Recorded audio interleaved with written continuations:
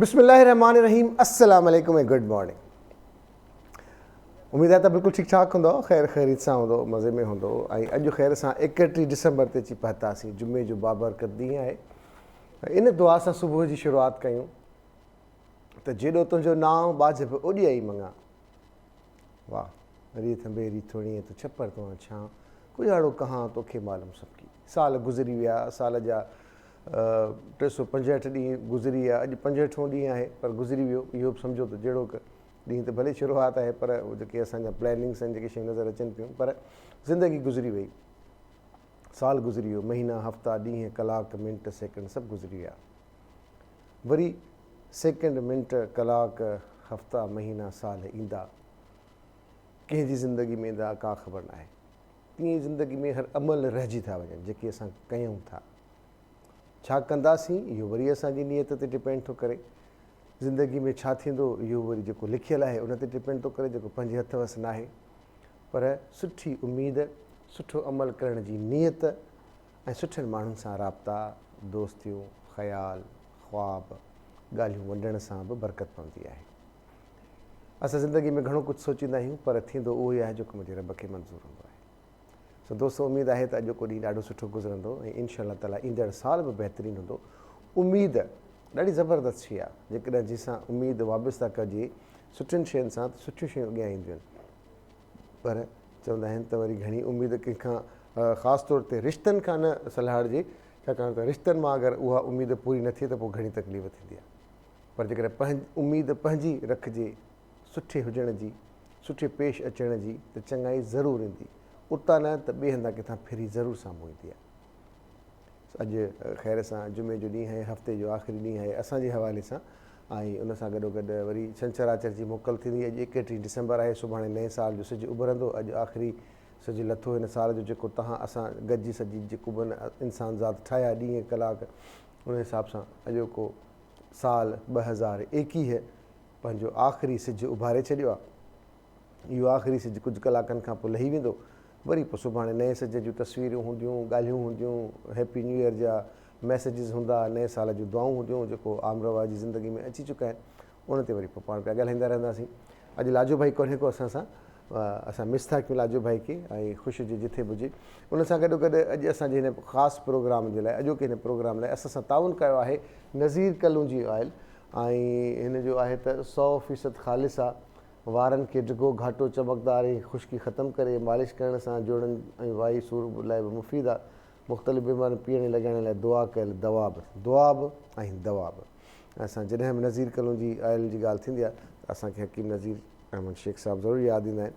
अलाह सां हुनजी मग़फ़िरत फ़रमाए। हिन प्लेटफॉर्म तां असां दुआ बि कंदा आहियूं उन्हनि जे लाइ, जंहिंजो चङो कमु कयल आहे उहो हिते त यादि कयो वेंदो, पर उनजे लाइ आख़िरत में बि कमु ईंदो यकीननि।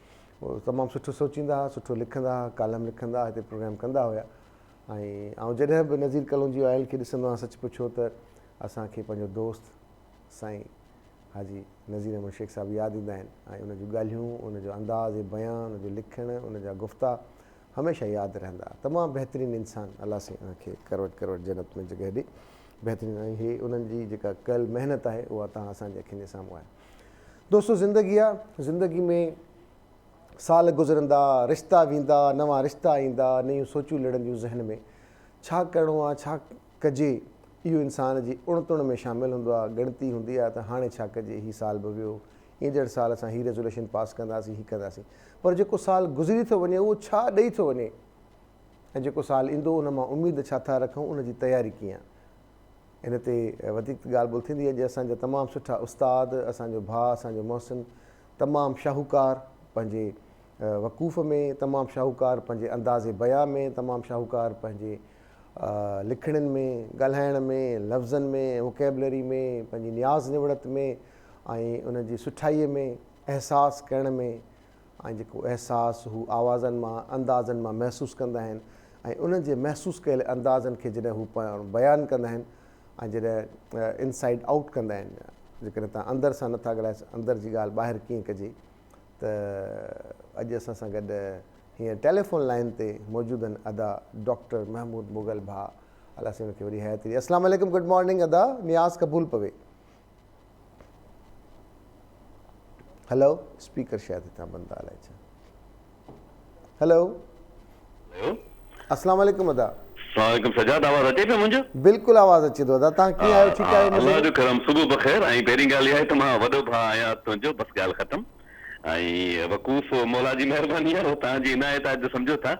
ऐं मां सभिनी लाइ नियाज़मंद आहियां, दुआ जो तालिब आहियां, मौला करे त सभु भलो हुजे, सभु सुठो हुजे। अलाह तव्हांखे वधाईंदो, आबाद हूंदो अदा। तव्हां असांजे लाइ सची ॿुधायां त वॾी गाइडलाइन हूंदा आहियो। तव्हांखे जॾहिं ॾिसंदा आहियूं, फॉलो कंदा आहियूं त सिखंदा आहियूं। तव्हांजे रखियल पेरनि ते पेर रखण जी नाकाम कोशिशि कंदा आहियूं, पर असां नथा पुॼी सघूं। असांजी अदा महमूद, तव्हां माशाअल्लाह तमामु ॾाढा आहियो। ऐं हिन 2021 में तव्हां रिटायरमेंट बि वरिती आहे, नाले जी फर्ज़ी रिटायरमेंट जेके चइजे, पर तव्हां कमु जारी रखियो आहे। 2021 जे हवाले सां तव्हांजूं के यादूं, के चङायूं, को पैगाम, को ईंदड़ साल लाइ छा हूंदा उन नौजवान लाइ जेके गुज़ारे चुका, अॼु राति सेलिब्रेट कंदा, नए साल में क़दम रखंदा, पर तव्हां पंहिंजा तजुर्बात ऐं कुझु मशवरा ज़रूरु ॾियो असांखे। ॾिसो न सजाद, ॻाल्हि आहे त वक़्त जो कमु आहे न, उहो गुज़रणु आहे। वक़्त जो कमु बीहण करणु कोन्हे को, इहा सभिनी खे ख़बर आहे। जी हा। ऐं ॿी ॻाल्हि आहे त असां जॾहिं पोइते मुड़ी ॾिसूं था न त कुझु बि कोन्हे। कुझु फोटोग्राफ्स आहिनि जेके असां ॿुधाईंदा आहियूं, कुझु वीडियो शोज़ आहिनि जेके असां रिकॉर्डिंग ॾेखारींदा आहियूं त यार हीउ हुयो। अदा महमूद मूं हिते पहिरियों नंबर हासिलु कयो, अदा महमूद मां दुबई वियुसि, अदा महमूद मां अमेरिका घुमी। मतिलबु असां सिर्फ़ु मेमोरीज़ हूंदियूं आहिनि, ॿियो कुझु बि कोन हूंदो आहे। हाणे इहा त जेको वयल वक़्तु आहे न, उहो दरअसल असां लाइ हिकिड़ी नसीहत हूंदो आहे। हज़रत अली करमल्लाह वजह जो फरमान आहे त कंहिं पुछियो खाउनि त साईं अकुल छा हूंदो आहे, त पाण फरमायूं त पंहिंजे माज़ी ऐं तजुर्बे खे यादि रखणु अकुल हूंदो आहे। त ॻाल्हि आहे त जेको असांजो वक़्तु गुज़री वियो न, मिसाल तौरु हाणे हीउ बि कोविड में हुयो, सितंबर ताईं हैवी हुयो कोविड। सितंबर खां पोइ एक्टिविटीज़ आहिस्ते आहिस्ते ज़िंदगी में मोटी आयूं, त असां आइसोलेशन बि सिखियासीं त अकेलो रहणु छा आहे। असां बीमारीअ खे बि ॾिठो त अलाह साईं सभिनी खे माफ़ु करे त हिन जो दौरु कीअं थो गुज़रे। त हीअ सॼी जेका सिखिया असांखे मिली आहे न, उहा असांजे लाइ छाकाणि त मां हमेशह बिलीव कंदो आहियां त हर माण्हू खे पंहिंजे पंहिंजे हिसे जो कमु करणु खपे। सजाद पंहिंजे हिसे जो कमु करे पियो, मां जामशर में पंहिंजे हिसे जो कमु कयां पियो, मुमताज़ पंहिंजो कमु करे पियो, हर माण्हू पंहिंजो पंहिंजो कमु करे पियो। हा, त जेकॾहिं इहो असांजो जेको हिकिड़ो ई नोशन हुजे न, हिकिड़ी असांजो रेज़ोल्यूशन हुजे त बाबा असां पंहिंजे पंहिंजे हिसे जो कमु कंदासीं, घणो कुझु थी वेंदो। अच्छा अदा महमूद, तव्हां माशाअल्लाह, सॉरी तव्हां कंटिन्यू कयो था, तव्हां कंटिन्यू कयो। हा, न मूं वटि चयो पिए त मिसाल तौरु जेकॾहिं ईंदड़ साल जो सुभाणे खां अलाह साईं सभिनी खे हयातियुनि जो ख़ैरु नसीब करे ऐं इहो 2022 सभिनी लाइ बहितरीनु साबित थिए, त रुॻो इहा हिकिड़ी नंढड़ी सोच खणी हलिजे न, त बाबा मां रुॻो पंहिंजे हिसे जो कमु कंदुसि, ॻाल्हि ख़तमु थी। ॾाढी सुठी ॻाल्हि कई आहे। अदा महमूद, असां चाहियूं था, या मुंहिंजी ज़ाती ख़्वाहिश बि हुजे इहा, त 2022 में जेके नौजवान हीअं असांजो हीउ प्रोग्राम ॾिसनि था, मां वेस्ट में ॾिठो आहे ॾाढो ख़ैर जो कमु तमामु घणो थिए थो, उते बि असां वटि बि थिए थो, पर असां थोरो हेज़िटेट कयूं था, वॉलंटियरली कमु करणु घटि था कयूं। पोइ वॉलंटियरली कमु ॿाहिरि हॉस्पिटल्स में थिए थो, रोड रस्तनि ते थिए थो, वॾनि ऑफिसनि जे ॿाहिरां थिए थो। हिते उन कम जा अलाए कहिड़ा तौर तरीक़ा आहिनि, पर असां पंहिंजे ॿारनि खे, शागिर्दनि खे शेयर करणु घटि सेखारियो आहे। इन खे छा कयूं, कीअं कयूं ताकी हिन साल घटि में घटि थोरो ट्रेंड चेंज करण जी कोशिशि करणु। पोइ ॾिसो, मां वरी उहा ॻाल्हि कयां, मां साॻी ॻाल्हि ख़ैर इहो इन करे रिपीट पियो कयां। मिसाल तौरु जेकॾहिं मां उस्तादु आहियां न, त मूंखे पंहिंजे ॿारनि खे इहा सिखिया ॾियणु खपे। हाणे ज़मानो अची वियो न, उहो ट्रेंड सेट असां कंदासीं न। ट्रेंड सेट ॾिसां, हिकिड़ी ॻाल्हि यादि रखिजे, शागिर्द सॼी उमिरि शागिर्द ई हूंदो आहे। जेको माण्हू सिखिया हासिलु करे पियो थो न, उहो लाज़मन का नई शइ हासिलु करे पियो थो न। ऐं जेको सिखिया हासिलु करे चुको आहे उन शइ जी, जेका शइ हुन वटि आहे, मिसाल तौरु जेकॾहिं हाणे कंपेयरिंग में अलाह साईं सजाद खे हिकिड़ी जाइ ते बीहारियो आहे, त हुनजो फर्ज़ु आहे त जेके पोयां अचनि था त उन्हनि खे गाइड करे, ठीकु आहे, उन्हनि खे ॿुधाए दादा हाणे ईअं ई थींदो आहे, अकुल जो आलिम मां बि कोन आहियां, पर मां बि कंहिं जाइ ते पुॻो आहियां, त बाबा तव्हां हाणे हिनखे ईअं ई करे वठो, ठीकु आहे न इहा ॻाल्हि। त जेका तरबियत आहे न, उहा पंहिंजी जाइ ते हिकिड़ी ख़ासि अहमियत रखे थी। ऐं असांखे तालीम सां गॾु तरबियत वारे पासे घणो ज़ोर ॾियणु खपे, किताबी ॻाल्हियूं कोन्हनि के। ऐं जीअं हू अशफाक़ साहिब फरमायो न, त जीअं असांखे ख़बर आहे, वासिफ़ साहिब चयो त जीअं निमाज़ जी कज़ा हूंदी आहे, ख़िदमत जी कज़ा न हूंदी आहे, ठीकु आहे न। मिसाल तौरु तव्हां चयो हिकिड़ो माण्हू साइकिल ते किरियो पियो आहे, तव्हां चयो मां मगरिब पढ़ी अचां, पहुतो खणांसि, त तेसिताईं को ॿियो को करे वेंदो, त तव्हांजे हिसे जो कमु छुटो, ठीकु आहे न। त ॻाल्हि उहा आहे त जेकॾहिं असां इहो रेज़ोल्यूशन पंहिंजे अंदरि में रखूं था, त असां ॿारनि खे सेखारियूं। हिकिड़ी अजीब ॻाल्हि आहे, मतिलबु इहे ॻाल्हियूं करण बि खपनि। मूंखे ख़बर आहे त फातिमा ॾाढो कावड़दी आहे घर वारी, मूं वरी त तूं अॼु अहिड़ी क़िस्म जी ॻाल्हियूं कंदो आहीं, त मां करणु चाहींदो आहियां। हाणे कल्ह मां वियुसि पिए सदर मां हिकिड़ी जाइ ते मां लंघियुसि, त मूंखे सदर मां हुन जाइ ते लंघणो ई कोन हुयो न, अलाए छो मां हुतां लंघियुसि, त मूं ॾिठो त विच में जेको आइलैंड आहे न, जेको डॉक्टर्स लैंड में हिकिड़ो आइलैंड आहे विच में, उहो इलाही मथे आहे। सो मूं ॾिठो त हिकिड़ी फैमिली हुई, हिकिड़ो कुराड़ो साईं हुयो, उन सां गॾु हिकिड़ी कुराड़ी अमड़ हुई। हाणे कुराड़ो त ख़ैर मां बि आहियां, पर मूंखां शायदि उमिरि में थोरा वॾा हुया, ऐं हुन सां गॾु नंढड़ी न्याणी बि हुई, हिकिड़ो छोकिरो हुयो। त हाणे उहो जेको कुराड़ो हुयो न, उहो कुराड़ीअ खे जीअं मथे करे न तीअं उहो किरी पवे।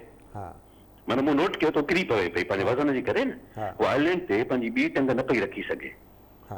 त मूं हिकदमि ड्राइवर खे मुंहिंजो गाॾी बीहार ट्रैफिक में लही भॻो, मां हुन डोड़ी वियुसि, मां हुनखे मूं चयो जेकॾहिं तव्हां नाराज़ न थियो त मां हिननि जा हथ पकिड़े वठां, छाकाणि त नाराज़ बि थींदा आहिनि न माण्हू कॾहिं कॾहिं, त तव्हां कीअं राति विझो।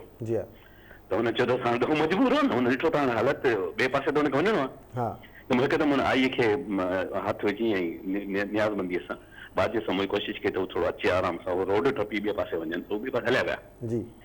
हाणे इहा ॻाल्हि इहा आहे त इहो मां रुॻो इन करे थो नरेट कयां त असांखे कमु करणु खपे न। हाणे मूं ॾिठो, लेकिन मां बि लंघे वञा, मूं ॾिठो न, मूं ॾिठो त बाबा हिकिड़ी शइ थिए पई थी त मूंखे अचणु घुरिजे न, त ख़िदमत जी कज़ा कान्हे। असां जेकॾहिं इहो सोचे वठूं न सभई गॾिजी त बाबा असांखे जेको बि वधीक न त असां हद दख़ल ई कयूं या असां माण्हुनि में उहो कयूं, पर असांजी हिकिड़ी कल्ह मूं ॾाढी सुठी शइ ॿुधी, मां तव्हां शेयर करणु चाहियां। त कंहिं इहा ॻाल्हि ॿुधाई पए, ऑनर मूं ॿुधो पए, हिकिड़ो कॉम्पेयर आहे साम्हूं, उहो गुफ़्तगू करे पियो, मां हुनखे ॿुधां पियो, हुन हिकिड़ो ज़िक्र कयो हिकिड़े वाक्य जो, त चई त हिकिड़े माण्हू चयो त मूं हिकिड़ी शइ नोट कई पए त हीउ जेको साम्हूं सुबुह जो मतिलबु नाश्ते वारो सामान थिए थो, त जंहिंमहिल नाश्ते वारो रश थिए थी न, त हिकिड़ो माण्हू जेको चिपड़ी करे अचे थो ऐं खाई पी रवानो थी वञे थो, लिकी लिकी मतिलबु पैसा खाई थो वञे। त चई मां रोज़ नाश्तो करणु वञा त मां ॾिसां त हू माण्हू हुते रोज़ नाश्तो करे रश थिए, अचे नाश्तो करे खिरकी वञे। त चई मूं हुनखे जेको ढाबे जो मालिक हो, उनखे मूं चयो यार ॻाल्हि ॿुधो, हीउ जेको आहे न साम्हूं माण्हू वेठो आहे परियां, इहो रोज़ ईंदो अथई, रोज़ अची ईअं हितां हिकु चुप चुप करे मानी खाई बिना पैसे लड़ंदी भॼी वेंदो अथई इहो। सो अॼु हिनखे पाण ॿई पकड़ींदासीं, तूं बीह जांइ, मां हिनखे पाण ई पकड़ींदुमि, तूं रुॻो ॾिस छा था कयूं पाण सां हालत। त चई हुन मूंखे चयो त तूं चुप करे वेह, तूं फ़िलहालु छॾे, मां पाण पोइ था ॻाल्हायूं। त जीअं महिल हू मानी खाई हू माण्हू रवानो थियो त मूंखे हुन चयो, चई ॻाल्हि ॿुध, हीउ जेको आहे न इनखे मां सुञाणा थो, ऐं हिनखे तूं न आहीं जेको ॿिया माण्हू बि आहिनि जेके मूं वटि शिकायत मतिलबु इहा ॻाल्हि खणी आया आहिनि, 10 ॼणा आहिनि मूंखे बाबा तुंहिंजी चोरी थो करे, पर मां सम्झंदो आहियां त हीउ रोज़ सुबुह जो हिते अची वेहे थो न, त हीउ अचण सां इहा दुआ घुरे थो त अलाह साईं हिन जे दुकान ते एतिरी रश कर, अलाह अकबर, हिन जे दुकान ते एतिरी रश कर जो हिन जी निगाह मूं ते न पवे। त मां सोचींदो आहियां त मुंहिंजे दुकान ते जेका रश थिए थी न, इहा इन माण्हू जे करे थिए थी, इहा रश हिन जे वक़्त जी आहे। सो इहो भले खाए, जेतिरो खाए खाई वञे, मां हिनखे कुझु कोन चवंदुसि, साईं महिरबानी करे तूं बि हिनखे कुझु न चइजे। त चई त मूं हिन ॻाल्हि मां हिकिड़ी आइडिया कढियो त भई इहो त ठीकु आहे, त खणी हुन माण्हू खयो पए, या जेको दुकान वारो हुयो, ढाबे वारो हुयो, हुनजी सोच हुई त इहो ईअं हुजणु खपे, पर छा असां मां कॾहिं हिकु लड़ी हुन खां पुछो त बाबा हीउ जो तूं रोज़ अची खाईं थो त तोखे तकलीफ़ कहिड़ी आहे? असां मां को अहिड़ो माण्हू हुयो जेको अॻिते वधी हिन खां पुछे त बाबा असां तुंहिंजे लाइ को मुकमल बंदोबस्तु करे सघूं था, त तूं आईंदे ईअं न करी। अदा महमूद, आई एम सॉरी, मां हिकिड़ी ॻाल्हि तव्हांखे वरी रिक्वेस्ट कंदुसि त तव्हां हू वाक़ियो बि शेयर कयो जेको तव्हां दादू में असां सां शेयर कयो। मां चाहींदुसि त ऑन एयर तव्हां पंहिंजे अंदाज़ में कयो, जेका अम्मा जेको नाश्तो पचाए पई ऐं फ़क़ीर अची खाइनि पिया, ऐं पोइ उहो सिलसिलो हलंदो रहियो। मां चाहींदुसि त उहो तव्हां हिकु दफ़ो हिते शेयर कयो। उहो छा आहे त नाला न खणंदा आहिनि, उहे सभु दोस्तनि तव्हांजा। जी जी वालदा हुननि जी जेका आहे हुननि जी आदत हूंदी त फ़क़ीरनि खे न सुबुह जो नाश्तो कराईंदी। सो नाश्तो कराईंदी, सुबुह जो चांहि नाश्तो हूंदो, चांहि जो कोप ऐं हिकिड़ो पराठो या मानी। सो फ़क़ीर सुबुह जो अची वेंदा, सो साईं वॾो जेको घर वारो हूंदो नौकिरी ते वेंदो त ख़बर ई कान हूंदी। साईं जॾहिं नौकिरी तां रिटायर थी घर आयो त ॿिए ॾींहुं मतिलबु ॿिए टे ॾींहुं जॾहिं तयारु थी पंहिंजे वॉक लाइ निकिरे त ॾिसे त बाबा हिते रश लॻी पई आहे, हिते नाश्ता था हलनि। सो ॾाढो कावड़ियो, हुनजी घरवारी खे चई त इहा कहिड़ी फज़ीलत आहे भई, लोभ लॻी पई आहे फ़क़ीरनि जे दर ते, तरीक़ो आहे छा इहो? सो बंदि करे हिनखे हिते, हाणे हुन बड़का बड़का ॾेई न फ़क़ीरनि खे, हुन साईं उतां रवानो करे छॾियो। त अमर साइण जेको आहे न, हुन पंहिंजे पुट खे चयो त इहे जेके फ़क़ीर आहिनि न, इहे किथे न किथे कंहिं कुंड पासे में बीठा हूंदा, त तूं इहो करे सघीं थो त हुननि खां पुछ त हीउ सुबुह जो 4 बजे ईंदा? 4 बजे ईंदा सुबुह जो जी नाश्तो करण लाइ? हुन चई फ़क़ीर हिकिड़ो ॻोल्हियो, हुन चयो असां ईंदासीं। हाणे सुबुह जो 4 बजे जी जेका आहे सा नाश्तो ठाहे सभिनी खे, 40-50 माण्हू नाश्तो करे 6 बजे ताईं वारदात ख़तमु। त कंहिंखे ख़बर न पई पए त को नाश्तो मिली खाई हलिया बि विया। पोइ जॾहिं अमा साण वफ़ात करे वई न उहा अमड़, त उते पहुतासीं असां। ऐं मां पाण मतिलबु इहो आहे त कुले कांदी हुजण हिकिड़ो शरफ़ हूंदो आहे माण्हूअ जे लाइ त मां ॿुधो हुउसि त उहो सभु अची विया ऐं हिकिड़ी अजीब मां माफ़ी चाहियां थो शायदि मां रोआं पियो थो त दिलि जो अहिड़ो आहे त उहो सभु अची विया उहो सभई अची बीठा ऐं कतार में बीठा अकम्पेट कयो ऐं हुनजी पोखियल हुई उहा जेका हुन लुणी पए त यकीनन हिकिड़ो ख़्यालु त इहो बि अचे थो त नए साल में इहो बि सोचे वठूं त जेको पोखींदासीं उहो ई लुणंदासीं बिल्कुलु दादा सो इहे नंढियूं नंढियूं शयूं आहिनि न सजा जेकॾहिं इन्हनि खे ॾिस हिकिड़ी ॻाल्हि ॿुध थोरो दरिया ठाहींदो आहे बाबा थोरो मींहुं वसाईंदो आहे थोरो खॾे खे भरींदो आहे कॾहिं ईअं कोन भरबो आहे ठीकु आहे न इहे सभु थोरा गॾिबा त को कमु थींदो न मतिलबु हिकिड़ो मुननि जुमिलो पढ़ियो पियो त पंहिंजी ज़िंदगी में तव्हां उहा आख़िरी माण्हू हूंदा आहियो जंहिंजी वफ़ात थींदी आहे हाणे ठीकु आहे न त असांखे जेकॾहिं इहा रियलाइज़ थी वञे न त मुंहिंजी ज़िंदगी में मां आख़िरी माण्हू आहियां जेको फौत थींदुसि ही नओं साल आहे अहिड़ी ॻाल्हियूं न करणु घुरिजनि छिप छिप ॻाल्हाइणु घुरिजे अगरि न ख़बर अथव इन्हनि ॻाल्हियुनि करण सां की अहसास ज़रूरु जागनि था मां ज़हननि खे लड़ंदे ॾिठो आहे इहे शयूं महसूसु थींदे ॾिठियूं आहिनि खोड़ माण्हुनि में जेके ॾाढा रिजिड रहिया जंहिं कंहिंखे रिस्पॉन्स न ॾिनो जेके पंहिंजे तासुरात में ॾाढा ग़रीब रहिया पर जॾहिं अहिड़े क़िस्म जो के माण्हू उन्हनि सां मिलिया के वाक़िया ॾिठूं त मां इंटायरली डिफरेंट ॾिठो उन्हनि माण्हुनि खे पंहिंजी ज़िंदगी में उन्हनि खे माण्हुनि सां मिलंदे ॾिठो वेहंदे ॾिठो रोईंदे ॾिठो ॿुधंदे ॾिठो ॻाल्हाईंदे ॾिठो उनजे ॾुख सुख में शरीक थींदे ॾिठो कुझु अहिड़ा ई वाक़िया आहिनि ऐं तव्हां जूं ॻाल्हियूं जेके आहिनि न घणनि ज़हननि ताईं घणनि शयुनि ताईं ज़रूरु असरु ज़रूरु छॾनि थियो आहे महमूद तव्हां ईअं चओ त असां इहे ॻाल्हियूं था कयूं पर हीअ मीडिया जो अहिड़ो प्लेटफॉर्म आहे त किथे न किथे कंहिं न कंहिं ज़हन खे ज़रूरु लाड़े विझंदो आहे सॼा ॾींहं असांजो हिकिड़ो सिलसिलो आहे असां पंहिंजे पाण में शेयर कंदा आहियूं जो कमु कंदा आहियूं ऐं क़बर जो कमु कंदा आहियूं असां शेयर कंदा आहियूं पंहिंजे पाण में छाकाणि त शयूं महांगियूं आहिनि ऐं ग़रीब माण्हू अफोर्ड नथो करे सघे त मुंहिंजो हिकिड़ो दोस्त आयो ॿाहिरां पढ़ी 13-14 साल ॿाहिरि गुज़ारिया अमेरिका मां हितां हुतां थी आयो मोटियो त मूंखे ॾिठी त हिकिड़ो मज़बूरी क़िस्म जो माण्हू त मां चढ़ी वियो मुंहिंजे मथां मूंखे यार तूं कहिड़ी सघंदो अथव कफ़न कबरूं घणा को तरीक़ो आहे पढ़ियल लिखियल डॉक्टर माण्हू ईअं तूं छा पियो थो वञाई पंहिंजे पाण खे हिते त मूं कुझु बि कोन चयो अख़र कोन चयो मूं हाणे सम्झे पियो त मॉडर्नाइज़ेशन में का शइ ॿी आहे असां फ़क़ीरनि जो हाल को ॿियो आहे सो हिकिड़े ॾींहुं ओट छा थियो हुनजी मूंखे कॉल आई सो जीअं कॉल आई त सॼण तूं ॿुधी पियो मां जी जी दादा मां तव्हांखे गौर सां ॿुधां हा त हिकु त हुनजी कॉल आई न कॉल आई त परियां रोए पियो मूंखे चयईं त अम्मा वफ़ात करे वई आहे पर मूंखे सम्झ में नथो अचे त मां छा कयां ऐं मूंखे कंहिं चयो त महमूद खे कॉल कयो त मूंखे सम्झ में नथो बसि मुंहिंजी हेल्प कर त असांजी पूरी टीम आहे थियल त सभु अलहमदुलिल्लाह सभु फटाफट माण्हू सभु पुॼी विया हिकदमि थी वियो सभु कुझु थी वियो मतिलबु टीं चईं माण्हुनि सां गॾु गॾुसि या छा हुउसि त पोइ हुन मूंखे न हिकिड़ो वॾो भाकुर भाउ चयो त मूंखे हाणे सम्झ में आयो आहे त कमु छा हूंदो आहे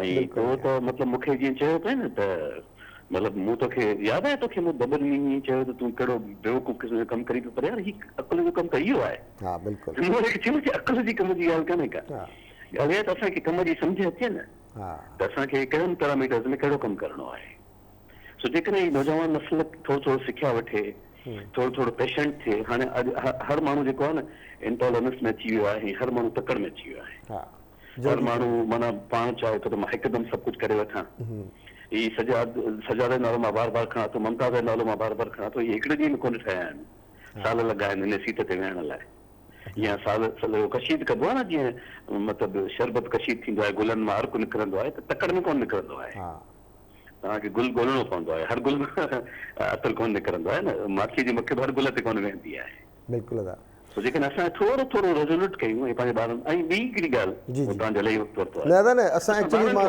रिक्वेस्ट कई आहे तव्हांखे त तव्हां पंहिंजो वक़्तु ॾियो असांखे असां ॿारनि खे वक़्तु ॾियूं असां ॿारनि सां वेहण सिखूं सची ॿुधायां न मां मुख़्तलिफ़ जॻहियुनि ते पढ़ायां थो न अलहमदिल्ला पढ़ाइण खां मूं रिटायर कोन कयो आहे मां फैकल्टी आहियां कुझु इदारनि जी मां उते वेंदो आहियां मां रेगुलर पढ़ाईंदो आहियां मूं ॾिठो आहे न ॿारनि खे हिकिड़ो वॾो ॾुख आहे त माइट टाइम कोन था ॾियनि भले उहे तव्हांखे चवनि न उहे वाता कोन था चवनि तव्हांखे चुपके वेठा आहिनि पंहिंजी ज़िंदगी में मसरूफ़ आहिनि पर ॿारनि खे वक़्तु खपे थो जेकॾहिं असां थोरो न अधु कलाकु मुनो कलाकु हिकिड़ो कलाकु रोज़ कढूं न ॿारनि लाइ ज़िंदगी मची वेंदी यादि ॾाढी सही था चओ था मतिलबु थोरो होमवर्क चेक करे वठो थोरो स्कूल जी प्रोग्रेस पुछी वठो थोरो कॾहिं कोई कीअं कर त मूंखे त मुंहिंजे ॿारनि जी सभु ख़बर आहे त इहो सभु ख़बर खां निकिरी अची यार ॿाहिरि थोरो त तोखे सभु ख़बर न आहे न, तोखे थोरी ख़बर बि न आहे त तोखे सभु ख़बर छा हूंदी मुंहिंजा बच्चा। अच्छा अदा महमूद, असां वटि नौजवाननि जो तबिको तमामु घणो आहे, मोर देन 67% असां वटि नौजवान पॉपुलेशन आहिनि पूरे मुल्क जी। जेकॾहिं ॻाल्हि कयूं, काफ़ी अहिड़ा इदारा आहिनि जिते नौजवान पढ़नि था, अञा स्कूल ऐं कॉलेजिस में यूनिवर्सिटीज़ में आहिनि, जेके इदारनि खां पोइ वरी पोइ कल्टिवेट थींदा, मार्केट में ईंदा।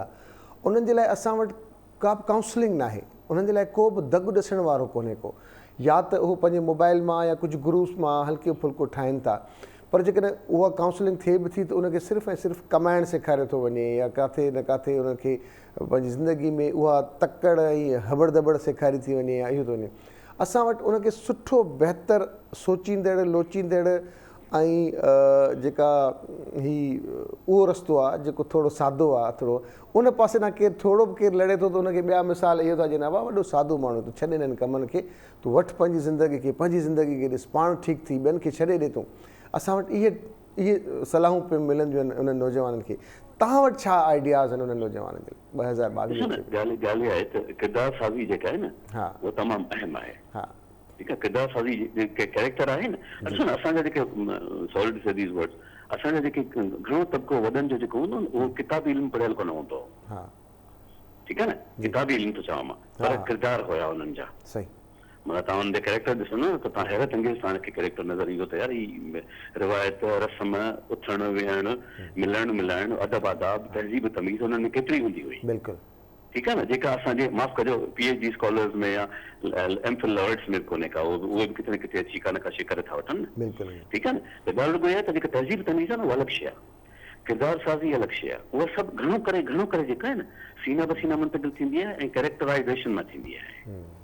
माना तव्हां हुनखे काउंसिल कयो, तव्हां हुनखे शइ सेखारियो, तव्हां हुनखे सम्झायो, जे ॿारु सम्झे थो, मां इन ते हिन ॻाल्हि ते स्टैंड कयां थो त ॿारु तव्हांजी ॻाल्हि खे सम्झे थो, रुॻो तव्हांखे सम्झाइणु अचे। अच्छा, जेकॾहिं तव्हांखे सम्झाइणु नथो अचे त कंहिं अहिड़े माण्हू सां एटलीस्ट रुजू कयो जेके सम्झाइणु ईंदो हुजे। ठीकु आहे न, असां वटि काउंसलिंग जेका आहे सा हल्की फुल्की ॻाल्हि सम्झी वेंदी आहे। मिसाल तौरु मां जॾहिं पंहिंजो सेशन एंड कंदो आहियां त मां 2 कलाक हुननि खे इंटरव्यू पढ़ाईंदो आहियां, त इंटरव्यू कीअं थींदो ऐं कहिड़ी कहिड़ी पॉइंट ते माण्हू फाउल करे सघे थो या कहिड़ी ते अचीव करे सघे थो। हाणे जॾहिं 2 कलाक हिनखे पढ़ाईंदा आहियां, बिलीव कंदे त मुंहिंजा सॼा सेमेस्टर्स लॻी वञनि, पर मुंहिंजा जेके शागिर्द करे सां नंढड़ा पास आउट करे जॾहिं वॾी नंढी नौकरियुनि ते पुॼनि न, त मूंखे कॉल करे ॿुधाईंदा आहिनि त असांखे उहे 2 कलाक आख़िरी कमाया। ठीकु आहे न, उहो इन करे कमाया जो तव्हां हुनखे पूरो ॿुधायो था न, कपिड़ा कीअं हूंदा आहिनि, मूंखे अखियुनि में पाणी हूंदो आहे, मुंहिंजा ॿार हूंदा आहिनि, पोइ कंप्लीट सूट पाए ईंदा आहिनि आख़िरी वाह वाह ते न, त मूंखे ॾाढा सुठा लॻंदा आहिनि।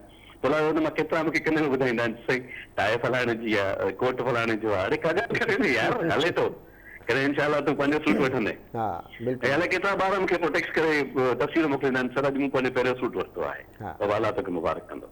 त ॻाल्हि इहा त हुनखे माना बूट खां वठी वेंदे, बूट जी कईअ खां वठी वेंदे कपिड़े ताईं, कपिड़े खां वठी वेंदे उथण वेहण ताईं, उथण वेहण खां वठी वेंदे मिलण मिलाइण ताईं, मिलण मिलाइण खां वठी वेंदे गुफ़्तगू करण ताईं सिख्या मिलणु खपे। बिल्कुलु ईअं आहे। अदा हाणे केरु ॾींदो उहो असांखे ॾियणु खपे। बिल्कुलु ईअं आहे। अच्छा, हाणे अदा जे 2021 जी आख़िरी शाम अचे पई, सिजु उभरियो, सिजु लहंदो बि सही, छा पैगाम हूंदो 2022 जे लाइ तव्हां वटि? कुझु बि न, इहो ई त बसि मोहबत कयो, मोहबत कयो, इज़त कयो, इज़त पहिरीं कयो, मोहबत पोइ कयो। तंहिंखां त जेकर इज़त कान्हे त मोहबत बेकार आहे, फज़ूल आहे। उहा मोहबत खपे ई न जेका बेइज़ती कराईंदी हुजे। ठीकु आहे न, पहिरीं इज़त कयो ऐं पोइ मोहबत कयो, ऐं जेका शइ तव्हांजी आहे उहा पाण वटि रखो, जेका ॿिए जी आहे उनखे ॾेई छॾियो, ॻाल्हि ख़तमु। ऐं टीं ॻाल्हि इहा त पंहिंजो पंहिंजो किरदारु अदा कयो, बसि ॿियो कुझु बि न, पंहिंजो हिसो अदा कयो। मूंखे का ज़रूरत कान्हे कान्हे सीट ते वेहण जी, सजाद खे का ज़रूरत कान्हे हिते जामशोर में हिन कमु करण जी, मुमताज़ पंहिंजी सीट ते ठीकु आहे, मुंहिंजो जेको कैमरामैन आहे उहो पंहिंजी कैमरा पकड़े, बूम वारो पंहिंजो बूम पकड़े। हर माण्हू पंहिंजे हिसे जो कमु कंदो न। हिकिड़ी ॻाल्हि यादि रख, मौसीक़ीअ में तूं 50 आइटम ॿुधंदी न गॾु साज़, हर साज़ पंहिंजी पंहिंजी जाइ ते वॼंदो आहे, आख़िर में तुंहिंजे कन में का सरगोशी थींदी आहे त हल बिना ही सितार थो वॼे, ही सारंगी आहे, कमाल थी वियो, उस्ताद इमाम बख़्श आहे, अब्दुल्ला ख़ान आहे, ही छा पियो थिए? हर माण्हू पंहिंजे हिसे जो कमु कंदो। क्लारनेट मां वॼाई मिसल हिकिड़ा सुर निकिरंदा। बिल्कुलु, त इहो बहितर न आहे त मां पंहिंजे लिखण पढ़ण जो कमु कयां। ज़ोर इन ॻाल्हि ते आहे, मां गुज़िरियल 20 सालनि खां वठी हिकिड़ी ॻाल्हि ते ज़ोर ॾियां पियो, पंहिंजे हिसे जो कमु कयो, सिर्फ़ु पंहिंजे हिसे जो कमु कयो। ऐं इहा न स्कीम बचा हिकिड़ो भेरो सम्झ में अची वई न त पंहिंजे हिसे जो कमु छा आहे, त वॾो मज़ो ईंदो यार। हा ज़रूरु आहे।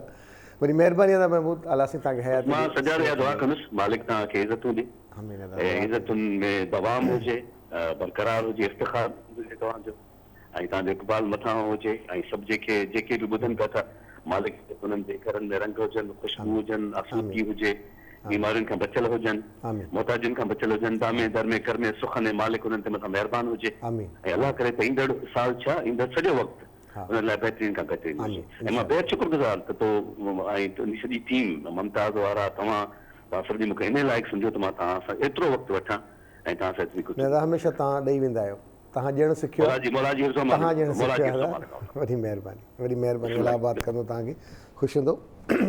अदा डॉक्टर महमूद मुग़ल साहिबु राति असांजी इहा ई ॻाल्हि ॿोल थी त मां चयो कंहिंसां ॻाल्हाइजे, कंहिंखां ॻाल्हियूं सिखजनि ॿुधजनि, त ही उहे ॾाढा माण्हू आहिनि जंहिं वक़्तु त ॾिनो आहे ऐं गुज़ारियो आहे ऐं उन पीढ़ा मां बि गुज़रिया आहिनि, उन तजुर्बात मां बि गुज़रिया आहिनि, लहजा रवैया नोट कया अथनि ऐं पोइ हिननि जे लफ़्ज़नि में जेका ताक़त अचे थी सा तजुर्बे जी बुनियाद ते अचे थी। त अहिड़ा जेके असांजा मुहसिन आहिनि उन्हनि खे असां सची ॻाल्हि आहे ॿुधूं घटि था, ॿुधणु खपे, उन्हनि खे परखणु खपे। ऐं असांजी हिन प्लेटफॉर्म तां हमेशह कोशिशि इहा रही आहे त इंसानु घणो कुझु सोचींदो आहे, घणो कुझु करण जी कोशिशि कंदो आहे, पर थींदो उहा जेको नसीब में हूंदो आहे। पर जंहिंमें उन में असांजी चङाई आहे, चवंदा आहिनि त दुआ तक़दीर खे बि मटाए छॾे, त उहो असांजी जेका दुआ आहे या नेक नियती आहे या उहा सोच आहे जेको करणु चाहींदा आहियूं त उन में ज़रूरु रदो बदल अचे थो।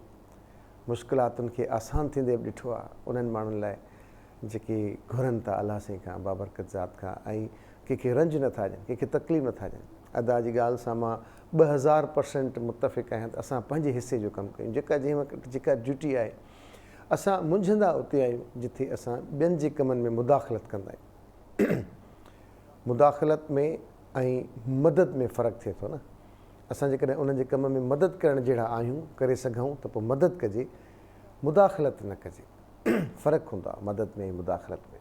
सो इन करे असांजी हमेशह कोशिशि रही आहे हिन प्लेटफॉर्म तां सभिनी खे सभु कुझु अचे थो। जेके हीउ प्रोग्राम ॾिसनि था, मां सभिनी खे मुंहिंजो इहो ख़्यालु हूंदो आहे त अलाह से उन्हनि खे तमामु वॾो वक़ूफ़ ॾिनो आहे, सम्झ ॾिनी आहे, तमामु घणा शाहूकार आहिनि। पर के अहिड़ा मूं जहिड़ा सादा बि हूंदा जेके हीउ प्रोग्राम ॾिसंदा हूंदा। असां रोज़ु सिखंदा आहियूं, मूं जहिड़ो माण्हू रोज़ु सिखंदो आहे, रोज़ु ॿुधण जी कोशिशि कंदो आहे, रोज़ु परखण जी कोशिशि कंदो आहे, पाण खे ठीकु करण जी कोशिशि कंदो आहे। हर रोज़ु ग़लतियूं कंदा आहियूं, हर रोज़ु किरंदा आहियूं, थाॿा खाईंदा आहियूं, धिका खाईंदा आहियूं, थाॿड़जंदा आहियूं, पर वरी उथण जे लाइ अहिड़नि शख़्सियतनि खे ॿुधण जी कोशिशि कंदासीं, लफ़्ज़नि खे, शयुनि खे सिखण जी कोशिशि कंदासीं त अलाह कंदो उथी पवंदासीं।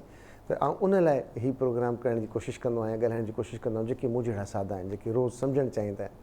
बाक़ी त सभु अल्हम्दुलिल्लाह जेके बि प्रोग्राम ॾिसनि था घणे तइदाद में उहे ॾाढा आसूदा ज़हनी आसूदगी आहे सभिनी वटि। सो असांजी हमेशह इहा कोशिशि हूंदी आहे। सो ॾाढी ज़बरदस्त ॻाल्हि कई डॉक्टर महमूद मुग़ल साहिबु त असांखे पंहिंजे हिसे जो कमु करणु खपे। ॾाढो सुठो ॻाल्हाईंदा आहिनि, असर अंदाज़ थींदियूं आहिनि उन्हनि जूं ॻाल्हियूं नौजवान ज़हननि ताईं, ऐं इहे लाड़ा आणींदियूं आहिनि असांजी ज़िंदगियुनि में, असांजे फ़ैसिलनि में। ऐं अॼोके प्रोग्राम जे लाइ असां हमेशह वांगुरु अॼु बि इहो चवंदासीं त नज़ीर कलौंजी ऑयल वारनि जे तरफ़ां अॼु जे प्रोग्राम जे लाइ ख़ासि सहकार आहे। उहे ॿिया बि असां सां सहकार में हूंदा आहिनि, पर अॼोके हिन पंहिंजी मॉर्निंग जे लाइ जेको सहकार आहे ख़ासि उहो नज़ीर कलौंजी ऑयल वारनि जो आहे, जंहिंजो चवणु आहे त वारनि खे डिघो घाटो चमकदार ऐं ख़ुश्की ख़तमु करे मालिश करण सां जेको बि सूरु आहे संधनि जो, जोड़नि जो, उहो ख़तमु करे। ऐं हकीम नज़ीर अहमद शेख साहिबु तमामु सुठा असांजा नाले वारा हकीम रहिया। हाणे हू हिन दुनिया में त न आहिनि रहिया, पर हुनजो कयल कमु असां सां गॾु रहंदो ऐं नेक ऐं सुठो कमु जंहिंजो बि आहे उहो हमेशह यादि रखियो वेंदा। ब्रेक खां पहिरीं डॉक्टर अदा महमूद मुग़ल साहिब सां असांजी हिन टेलीफोन ते ॻाल्हि ॿोल पई थी त ॾाढो सुठो पियो लॻो, जहिड़े तरीक़े सां सम्झायो त असां पंहिंजे हिसे जो कमु कयूं ऐं असांजे हिसे में जेको आहे जंहिंमें असां पाण एक्सपर्ट आहियूं उहो असांखे लाज़मी करणु खपे। असां हमेशह कोशिशि कयूं त जेको असांजी ज़िमेदारी आहे, ज़िमेवारी आहे, उनखे निभायूं, न की असां हर कमु करण जी नाकाम कोशिशि कयूं। पोइ किथे असां जीअं ब्रेक खां पहिरीं असां अर्ज़ु कयो त मदद करण में ऐं मुदाख़लत करण में वॾो फ़र्क़ु आहे। त कोशिशि कयूं त असां कंहिंजा भरिजियलु थियूं, मदद करे सघूं कंहिंसां, उनजे ॾुख में सुख में उनजा भरिजियलु थियूं। मुदाख़लत में मदद में फ़र्क़ु आहे। उन सां गॾोगॾु हींअर ब्रेक खां पोइ असांजा उहे नौजवाननि जे पंहिंजे हिसे जो कमु कयो आहे, ॾाढो सुठो महसूसु पियो थिए, प्राउड फीलिंग आहे। ऐं असां हिन प्रोग्राम जे तवस सां पंहिंजे हिसे जो इहो कमु कंदासीं त टेलीफोन ते बि ॻाल्हि ॿोल थींदी, ॻाल्हि ॿोल बि थींदी, ऐं दुनिया में या किथे प्रॉब्लम आहे त उते असां छा करे सघूं था, असां कहिड़ी इंफॉर्मेशन ॾेई सघूं था पंहिंजे सभिनी ॾिसण वारनि खे, उन जे लाइ बि असांजो फ़र्ज़ु आहे असां तव्हांखे आगाही ॾियूं। अॼु जेके असांजा महिमान आहिनि उहो नौजवान दोस्त आहे जंहिं पंहिंजे हिसे में शानदार कमु कयो आहे। उन्हनि दोस्तनि लाइ जेके दोस्त कंहिं न कंहिं हादसे में पंहिंजे जिस्म जो को उज़वो विञाए वेहनि था, उनखे कहिड़े तरीक़े सां उन वांगुरु करे ॾियण जी कोशिशि कजे, उन लाइ असांजो नौजवान तमामु ज़बरदस्तु उन तमामु बहितरीनु हिकु ईजाद कई आहे, हिकु मसनूई उज़वा जेके चइजनि त कीअं उहे असांजी मदद करे सघनि था। उन ते वधीक कचहरी कंदासीं। तव्हांजे आस पास में, तव्हांजे वेझे में या किथे बि या कंहिंखे बि को इशू आहे त उहो अॼु को प्रोग्राम लाज़मी ॾिसे सम्झे। कॾहिं कंहिंखे का बि ज़रूरत पइजी सघे थी, इंसानु आहे त उन्हनि शयुनि खे ख़बर पए किथे मिलंदियूं। अॼु असां कचहरी कंदासीं।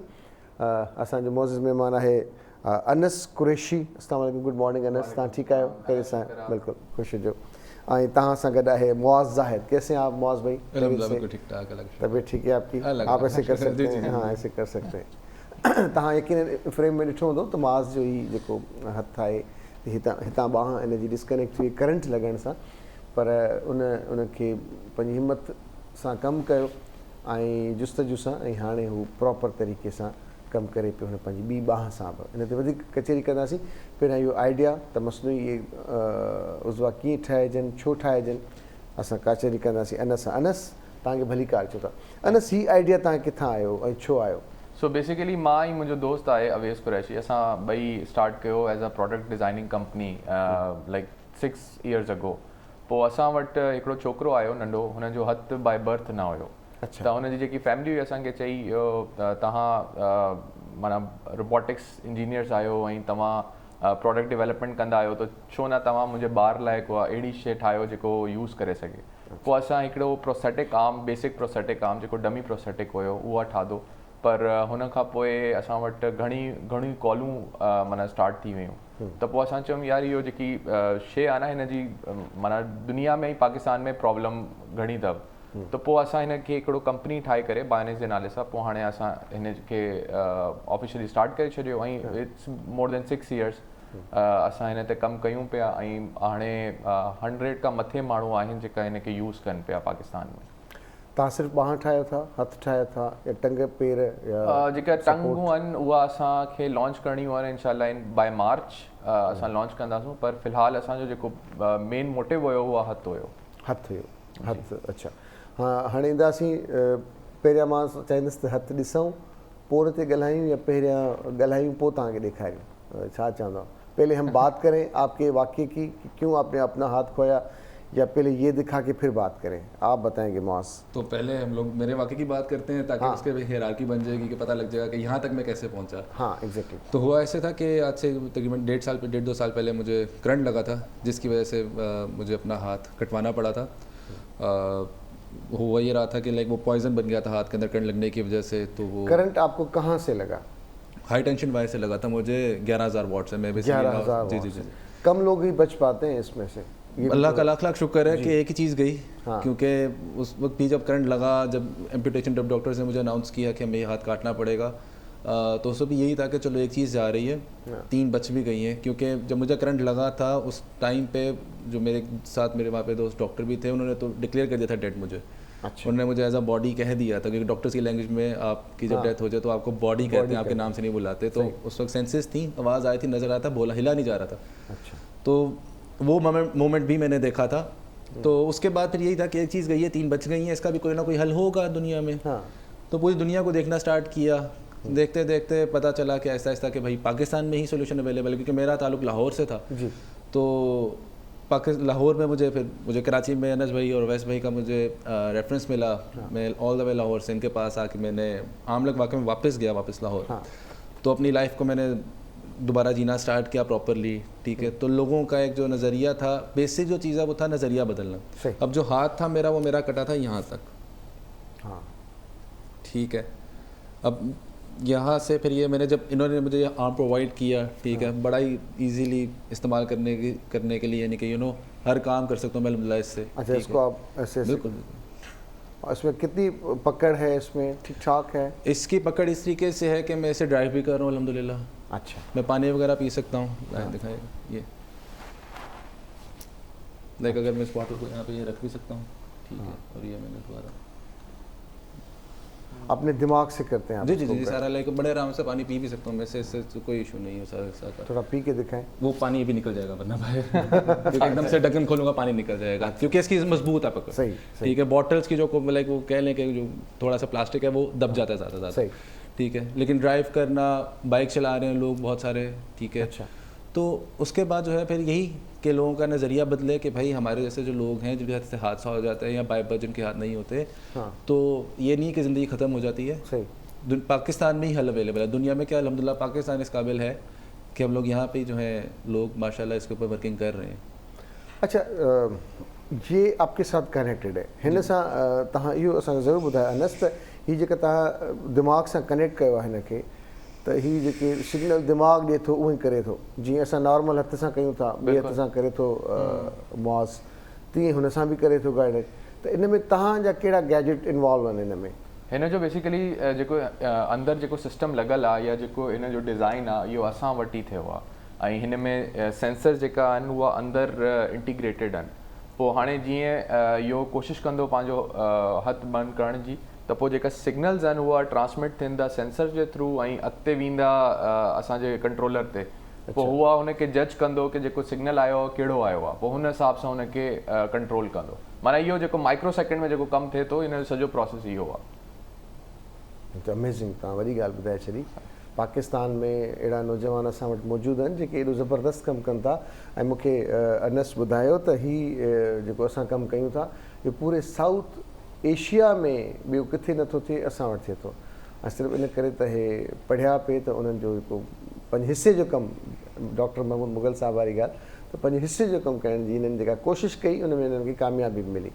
एतिरा अहिड़ा घणा माण्हू आहिनि जेके तव्हांजे हिननि प्रोडक्ट्स खे यूज़ कनि था पाकिस्तान में? तक़रीबन 100 खां मथे आहिनि ऐं हिकिड़ो दुबई में बि आहे। ऐं छो भला हिन में मेडिकल टूरिज़म असां स्टार्ट कयूं पिया।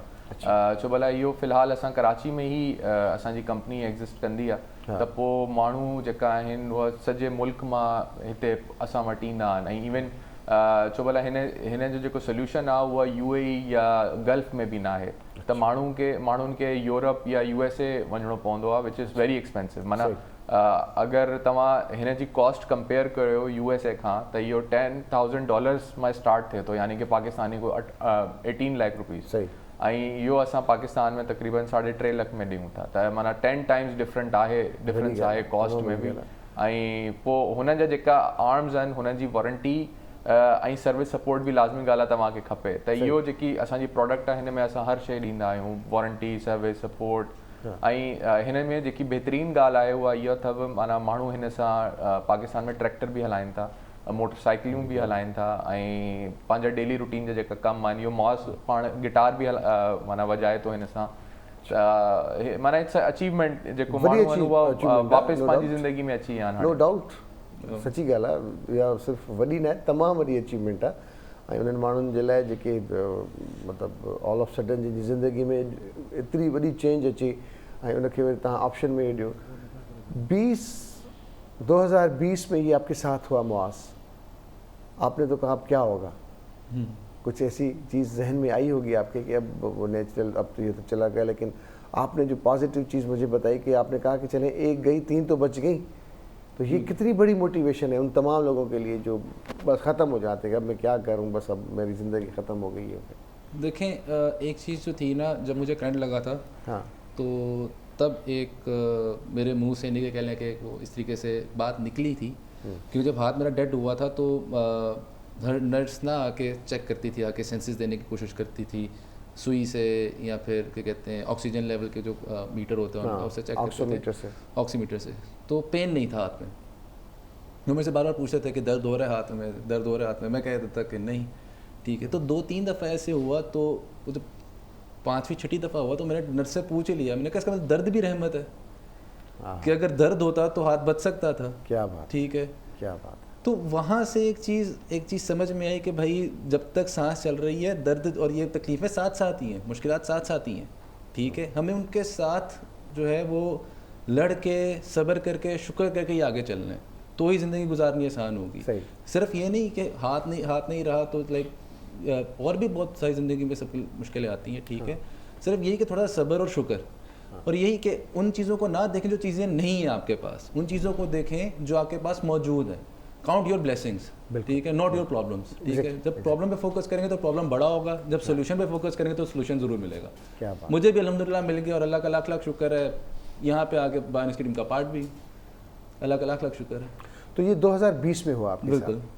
तब कोरोना थोड़ा पीक पे भी था, बहुत पीक पे था, बिल्कुल। तो वो डेज थे, इवन जुलाई के अंदर जो था वो कोरोना लाइक फुल पीक पर था। तो हॉस्पिटल्स में जब मैं इवन फैसलाबाद में मैं लाइक बताया कि लाहौर से फैसलाबाद गया तो फैसलाबाद में मेरा कोई केस नहीं ले रहा था। मैं ऑलमोस्ट 5 से 6 हॉस्पिटल्स वहाँ पे फिर रहा हूँ। वो फिर एंड पे जाके रेफरेंस मिला, दोस्त जो था वहाँ पे डॉक्टर, उसने अपने HOD को फ़ोन किया, HOD ने DH के हॉस्पिटल के हेड को फ़ोन किया, फिर उन्होंने मेरा केस लेके एटलीस्ट ये किया कि एटलीस्ट चेक किया उन्होंने मुझे, वरना तो कोई केस ले ही नहीं रहा था, क्योंकि मेरी बैक भी बर्न थी, हार्ट भी डेड था, इलेक्ट्रोक्यूशन थी, एक पैनिक क्रिएट हुआ था डेफिनेटली, ठीक है। फैमिली में भी आपके डेफिनेटली बहुत सारा कुछ। तो डॉक्टर्स भी नहीं कि वही कि भाई नहीं, क्योंकि जूनियर डॉक्टर्स थे, उन्होंने फिर मुझे यही रिकमेंड करे थे आप लाहौर ले जाए। खैर जब लाहौर है तो लाहौर आके जब सीनियर डॉक्टर से मुलाकात हुई, सीनियर डॉक्टर से देख के कहा कि भाई विदिन 6 आवर्स चांस होता है बचने का, ठीक है। तो अगर 6 घंटे के अंदर अंदर आप आ जाते, क्योंकि मुझे टाइम ज़्यादा गुजर गया हुआ था, 8 बजे करंट लगा था रात को तकरीबन, और आते आते थे मुझे 4 बज गए थे लाहौर पहुँचते, क्योंकि हॉस्पिटल वहाँ पे टाइम वेस्ट होता रहा, आने में भी टाइम लगा। लाहौर में भी फिर डॉक्टर्स का जब कांटेक्ट में थे, क्योंकि संडे था, सही सुबह के टाइम 5-6 बज रहे थे, 4-5 बज रहे थे, उस वक्त डॉक्टर अवेलेबल नहीं हो रहा था, ठीक है। टाइम गुजरता गया। एक ये बड़ी अनफॉर्चुनेट चीज़ थी, लेकिन वही ये सारे सिर्फ बहाने हैं, कटना ही था हाथ, तो इस चीज़ में वो नहीं है। तो उन्होंने जब पहुंची सीनियर डॉक्टर, उन्होंने ये आप जुलाई की बात कर रहे हैं? मैं जुलाई की बात। आपकी कनेक्टिविटी कब हुई अनस वालों के साथ? इनके साथ मेरी कनेक्टिविटी जुलाई में मुझे करंट लगा, 4 जुलाई को करंट लगा था कमोपेश, 5-6 जुलाई को मेरी एम्पुटेशन हो गई थी, और जो अगस्त के मिड में मेरा कांटेक्ट हो गया था इनके साथ। अच्छा, तो अनस केतिरो वक्त लगे तो तव्हांखे उन जे सेंसिस सां मैच करण में ऐं उन सां कनेक्टिविटी अचण में ऐं हुन जे लाइ तयारु करण में? असांजो जेको प्रोसेस आहे उहा तक़रीबन 5 ॾींहं जो आहे। हुन में असां काउंसलिंग, हुन में हुनजी टेस्टिंग, हुनजी फिटिंग, हर शइ असां चेक कंदा आहियूं। अच्छा। पोइ लास्ट में जेकी आहे पोइ हुनजी सॼी ट्रेनिंग असां कराईंदा आहियूं, जंहिंमें हर शइ पिक एंड ड्रॉप करे, मल्टीपल टास्क करे पोइ आइडेंटिफाई कंदा आहियूं। सॼी कंप्यूटराइज्ड हूंदी आहे? हर शइ कंप्यूटराइज़ हूंदी आहे। ऐं हिन में जेको हिन में बेल्ट जी ज़रूरत कान्हे, छो भला जेका डमी प्रोस्थेटिक्स आहिनि, जेका नॉन फंक्शनल हूंदा आहिनि, हुन में तव्हांखे हिकिड़ो बेल्ट पाइणो थो पए। हिन में का बेल्ट न आहे, हिन जी साइज़ जेकी आहे इहा दिखाए फिट आहे बिल्कुलु, माना अगरि मां हिनखे छिकंदसि त तॾहिं बि कोन निकिरंदो। अच्छा। छो भला हिन जी जेकी डिज़ाइन आहे उहो अहिड़े नमूने सां आहे कि निकिरंदी कोन। ऐं हिन जो वज़न बि असांखे पोइ काउंटर करिणो पवंदो आहे कि लाइट वेट हुजे, छो भला अगर वजन वधीक हूंदो त माण्हू कैरी कोन करे सघंदो। अमेजिंग भाई, आई एम रियली सरप्राइज्ड ऐं रियली तमामु सुठो पियो लॻे। कॉलर आहिनि असां सां गॾु। हेलो, अस्सलाम वालेकुम अदी मारवी, कीअं आहियो? ठीकु आहियो? मज़े में, ख़ैरियत सां? बिल्कुलु बिल्कुलु ठीकु आहे। प्रोग्राम ॾिसी ॾाढो अॼु सुठो लॻो, ऐं साल जो आख़िरी ॾींहुं ऐं बहितरीनु प्रोग्राम था सॼा, ऐं सची पुछो दिलि ख़ुशि थी वई। शुरूआती अदा महमूद खां वरी अदा अनस कुरैशी जॉइन कयो, सो बि बहितरीनु कमु था। अदी ॾाढो सुठो आहे त असां चयो त हिन प्रोग्राम जे तवसुस सां 4 माण्हुनि खे ख़बर पवे, जंहिंसां को अहिड़ो हादसो पेश अचे त घटि में घटि उनखे केॾी वॾी सपोर्ट आहे। हींअर केतिरा अहिड़ा दोस्त असांजा ॾिसंदा हूंदा जंहिंजा फैमिली मेंबर्स हिन प्रॉब्लम में हूंदा। हींअर मूंखे बि ख़बर न हुई त को इहो कराची में ई थिए पियो, ऐं जेके सुञाणप वारा माण्हू आहिनि, जेके मायूस आहिनि, सभु कुझु हूंदे बि मायूस आहिनि, जेके अफोर्ड बि करे सघनि था, पर मायूसी त असां कुझु नथा करे सघूं, असां नाज़ुन रूटीन वारी ज़िंदगी नथा गुज़ारे सघूं, त पाण हुननि खे हाणे चई सघूं था त बाबा हिते कराची में ई पंहिंजूं ऐं इहो पॉसिबल आहे। ज़बरदस्त, बिल्कुलु ईअं आहे। ऐं मतिलबु आहे त असां माना सदाईं चवंदा आहियूं, असांजी हॉस्पिटल्स जो जेसि ताईं मुंहिंजो एक्सपीरियंस रहियो आहे त बहितरीनु असांजा हिते कराची में बहितरीनु डॉक्टर्स आहिनि। बिल्कुलु आहे। तव्हां ॾिसंदो मुख़्तलिफ़ सूबनि खां माण्हू अचनि था हिते पंहिंजे इलाज जे लाइ, उहो कैंसर हुजे, उहो ॿी काई शइ हुजे, फर्टिलिटी ट्रीटमेंट हुजे, मतिलबु तव्हां किथां ॾिसंदो त आज़ाद कश्मीर मां माण्हू बि हिते अचनि था। हा बिल्कुलु अचनि था, बिल्कुलु अचनि ऐं था। लास्ट वीक असां अब्दुल रहीम भट्टी साहब सां जॾहिं ॻाल्हायोसीं पिए, गंबट वारी हॉस्पिटल हलनि पिया, उन्हनि बि इहा ॻाल्हि कई त सजाद असां वटि माण्हू आज़ाद कश्मीर मां अचनि पिया, कैपिल मां अचनि पिया, परे परे खां अचनि था ऐं उहे गंबट में अची करे इलाजु कराइनि था। त मां इहो अक्सर सुवालु उथारींदो आहियां त जेकॾहिं गंबट में अहिड़ो इंस्टीट्यूट ठही सघे थो त सिंध जे ॿियनि शहरनि में छो नथा ठहनि, त उहे सरबराह थोरा अॻियां वधनि। सही ॻाल्हि आहे। अदा सजाद असां माना एप्रिशिएट घटि कयो आहे पंहिंजे डॉक्टर्स खे, पंहिंजे इदारनि खे। मां मञां थी कुझु शयुनि में असां खुटल बि आहियूं, पर मुंहिंजे ख़्याल में को पल अहिड़ो हुजे त एप्रिशिएट बि करणु खपे। सही ॻाल्हि आहे, बिल्कुलु। मां त अॼु अनस मां एॾो मुतासिर थियो आहियां त मूं वटि लफ़्ज़ नथा मिलनि अनस जे हिन कम लाइ। त केॾो ही नौजवान केॾा ज़बरदस्त कमु कनि पिया ऐं असां हिन प्लेटफॉर्म ते वेठा आहियूं, असांखे ख़बर अॼु पई आहे। मूंखे ख़बर न हुई, लिटरली मूंखे ख़बर न हुई। ऐं मूंखे अॼु प्रोग्राम ॾिसी करे एॾी दिलि ख़ुशि थी त जेके आसपास माण्हू मायूस आहिनि उन्हनि खे पाण ॿुधाए सघूं था त बाबा मायूस थियण जी ज़रूरत न आहे, ज़िंदगी हिते ख़तम नथी थी वञे। छो त असां ॻाल्हियुनि सां उन्हनि खे मोटिवेट कंदा आहियूं वॾा, पर जेको महिरूमी ॾिसंदो न उनखे ख़बर हूंदी त उन उज़वे जी कहिड़ी अहमियत आहे। बिल्कुलु ईअं आहे।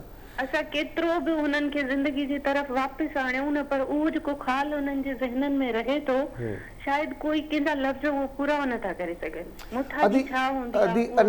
अनस पंहिंजे हिसे जो कमु कयो आहे, जेको मौज़ जी जेका ॻाल्हि मां ॿुधी आहे ऐं मौज़ जी जेका हिमत ऐं रियलिटी खे एक्सेप्ट करण वारो जज़्बो जेको आहे न, चलो ही थी वियो, वॉट नेक्स्ट, हाणे कीअं अॻियां वधिजे। असल में इहो बीहारे थो इंसान खे। असल में इंसान नुक़सान बि कनि था, असां त नंढी नंढी ॻाल्हियुनि खे पकिड़े कुंड ते वेही था रहूं, पर सची ॻाल्हि इहा आहे त जेका मौज़ ॻाल्हि कई न त जब मेरा ये हुआ तो मैंने का शुक्र अदा किया, तो चलें भाई अल्लाह ताला का रहम हुआ कि एक चीज़ गई, 3 बच गई हैं, अब इसका कोई ना कोई हल अल्लाह ताला ही दे देंगे। और बड़े थोड़े अरसे में मुझे अनस भाई वाले मिल गए। तो इहा शइ आहे, उहा उम्मीद, उहा किरन जेका ज़हन में अचे थी ऐं पोइ हुननि उन लाइ एग्री कयो, ॻोल्हियो, सर्च कयो। असां अक्सर इहो चवंदा आहियूं त इंतज़ारु करण वारनि खे ओतिरो मिलंदो आहे जेतिरो कोशिशि करण वारनि खां रहिजी वेंदो आहे। हिननि कोशिशि कई, यू गॉट इट। त ज़बरदस्त, ॾाढो सुठो लॻो। ऐं ॾाढो सुठो लॻो अदा, तव्हां इहा अवेयरनेस असांजी सोसाइटी जी इहा ज़रूरत आहे ऐं तव्हां पंहिंजे हिसे जो कमु कयो था। अदा अनस खे मूं वटि लफ़्ज़ न आहिनि त मां उन्हनि खे कीअं साराहियां। इहो कमु असांजा नौजवान पंहिंजे हिसे जो जॾहिं कमु कंदा, असांखे उहा मतिलबु असांखे पंहिंजी सोसाइटी में उहा शइ नज़र ईंदी जॾहिं हर माण्हू मुस्कुराईंदो, जेको पंहिंजो पाण खे फ़िलहाल सम्झे थो कंहिं न कंहिं स्टेज ते त मां इहो कमु नथो करे सघां, ऐं जॾहिं उहा मुस्कुराहट असां चेहरनि ते ॾिसंदासीं त शायदि उहा अमुल आहे, उन्हनि जी का क़ीमत न आहे ऐं हिकिड़ी सोसाइटी में पॉज़िटिविटी असां महसूसु कंदासीं। अदी नए साल जे लाइ को पैगाम तव्हां वटि? अदा नए साल जे लाइ मुंहिंजो इहो हुयो, मां इहो ई चवंदसि त जीअं मां इंस्टीट्यूट जॉइन कयो सिंध मदरसतुल इस्लाम, त मुंहिंजी कोशिशि रही आहे त मां स्टूडेंट्स खे डिप्रेशन वारे अंसर खां, छो त मूं महसूसु कयो त शागिर्दनि खे मतिलबु किथे न किथे फैमिली जे पासे ॾांहुं ॿाहिरियों प्रेशर घणो थो रहे। त मां कोशिशि कई पंहिंजे हिसे जेतिरो मां थोरो घणो करे सघां, त मां शुरू में क्लास में असां रोज़ जेको आहियूं 7 मिंट डिस्कस कंदा आहियूं त लाइफ छा आहे, डिफरेंट डिप्रेशन सां कीअं इंसान जेके, ऐं असां इहो प्रॉमिस कंदा आहियूं पहिरीं क्लास खां वठी त असां हिक ॿिए खे जज न कंदासीं, असां हिकिड़ा इंसान थी सोचींदासीं, ऐं जेकॾहिं कोई ग़लती बि करे थो त उहा उनजी आख़िरी ग़लती बि थी सघे थी। असां ॿियो मौक़ो छो नथा ॾियूं? सही सही, जेकॾहिं असां ॿियो मौक़ो ॾियूं, उहो ॿुधो अथव न सिंधी जी चवणी त चोर हिकु दफ़ो चोरी कंदो आहे, 100 दफ़ा सुधरे बि उहो चोर हूंदो आहे। त असां वटि माफ़ी वारो इहो अंसर अलाए छो घटि रहियो आहे सोसाइटी में। मां इहो ई चवंदसि त मौक़ो मिलणु खपे, जेकॾहिं कोई ग़लति बि करे थो त हिकिड़ो मौक़ो माना ॾियणु खपे ऐं हिक ॿिए खे टाइम ॾियो, सम्झो। जज असां छो था कयूं, हर वक़्तु जजमेंटल असां लॻा पिया आहियूं। ॾाढी सुठी ॻाल्हि आहे, तमामु सुठी ॻाल्हि, वॾी महिरबानी तव्हांजी अदी मारवी, तमामु सुठो ॻाल्हाईंदा, ॾाढो सुठो। अच्छा अनस, हींअर असांखे जीअं काफ़ी अहिड़ा दोस्त या घर भाती ॾिसनि था जेके चवनि था त असां अफोर्ड अगरि न करे सघूं बिलफर्ज़, त पोइ हुनजो हल छा आहे?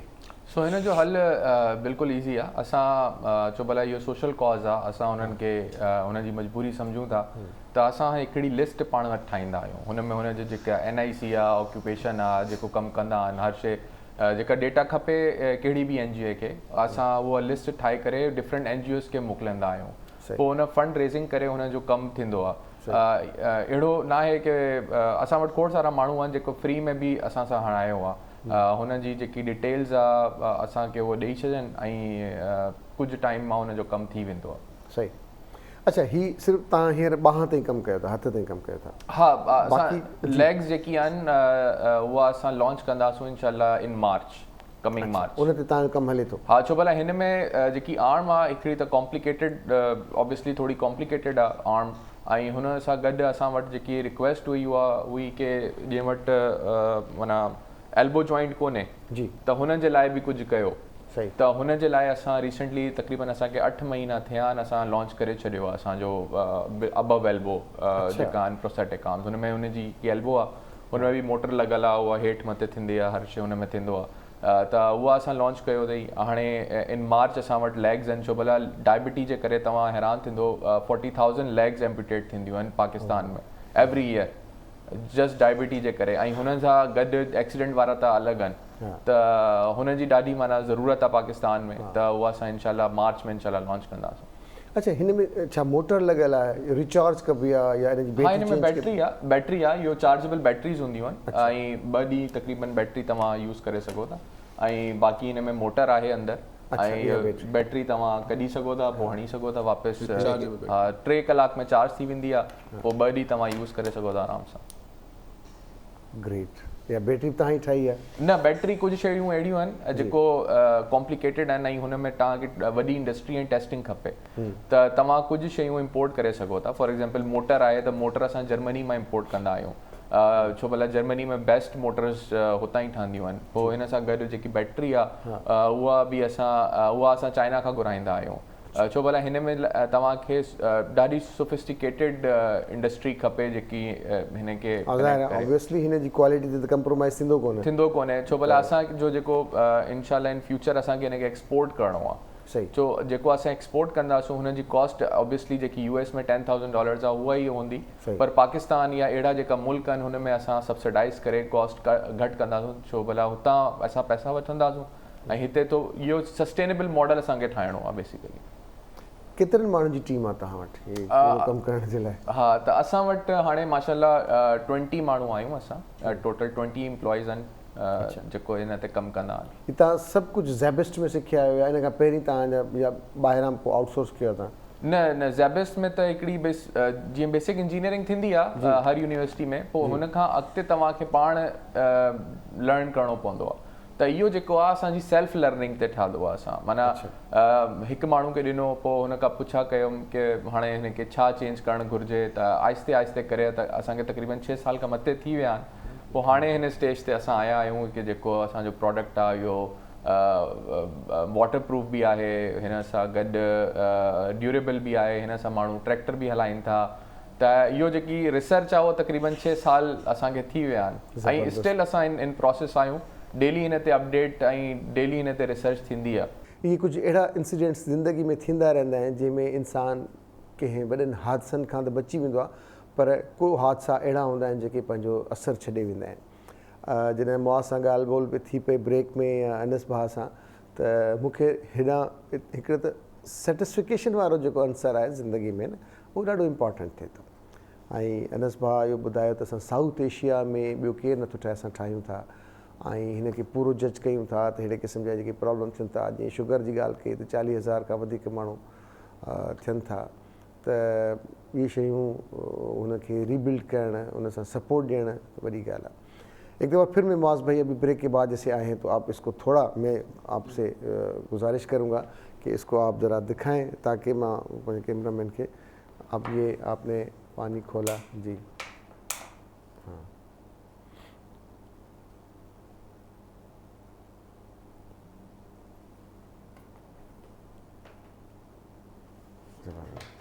अब ज़रा मैं एक दफ़ा फिर माजरत के साथ कि इसको आप थोड़ा रिमूव करके दिखाएं ताकि लोगों में एक मोटिवेशन भी हो कि ये है तहाँ डिठो इसको। हाँ ऐसे अब इसके साथ जॉइंट हो गया और इसके साथ फिक्स हो जाता है। इस तरह से अनस भाई वालों ने ये किया है कि अब आपको कोई और तकलीफ नहीं है।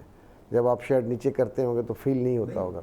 अच्छा, एक बात आपने ब्रेक में की, तो एक तो ये कुदरत का हुआ, एक जो सोसाइटी ने आपको रिस्पांस किया वो कैसा रहा? रिश्तेदार, दोस्त यार, मोहल्ले वाले, हम उम्र दोस्त, उनका क्या ख्याल रहा इस पूरे उसके बाद? इन सारे सिनेरियोज में बेसिकली जो सबसे मेजर जो पॉइंट था उस ट्रॉमा से कोप अप करने का, वो मेरे फैमिली, मेरे घर वाले, भाई वगैरह सब लोग और फ्रेंड्स भी इवन, इन सब का बहुत मेजर पार्ट था।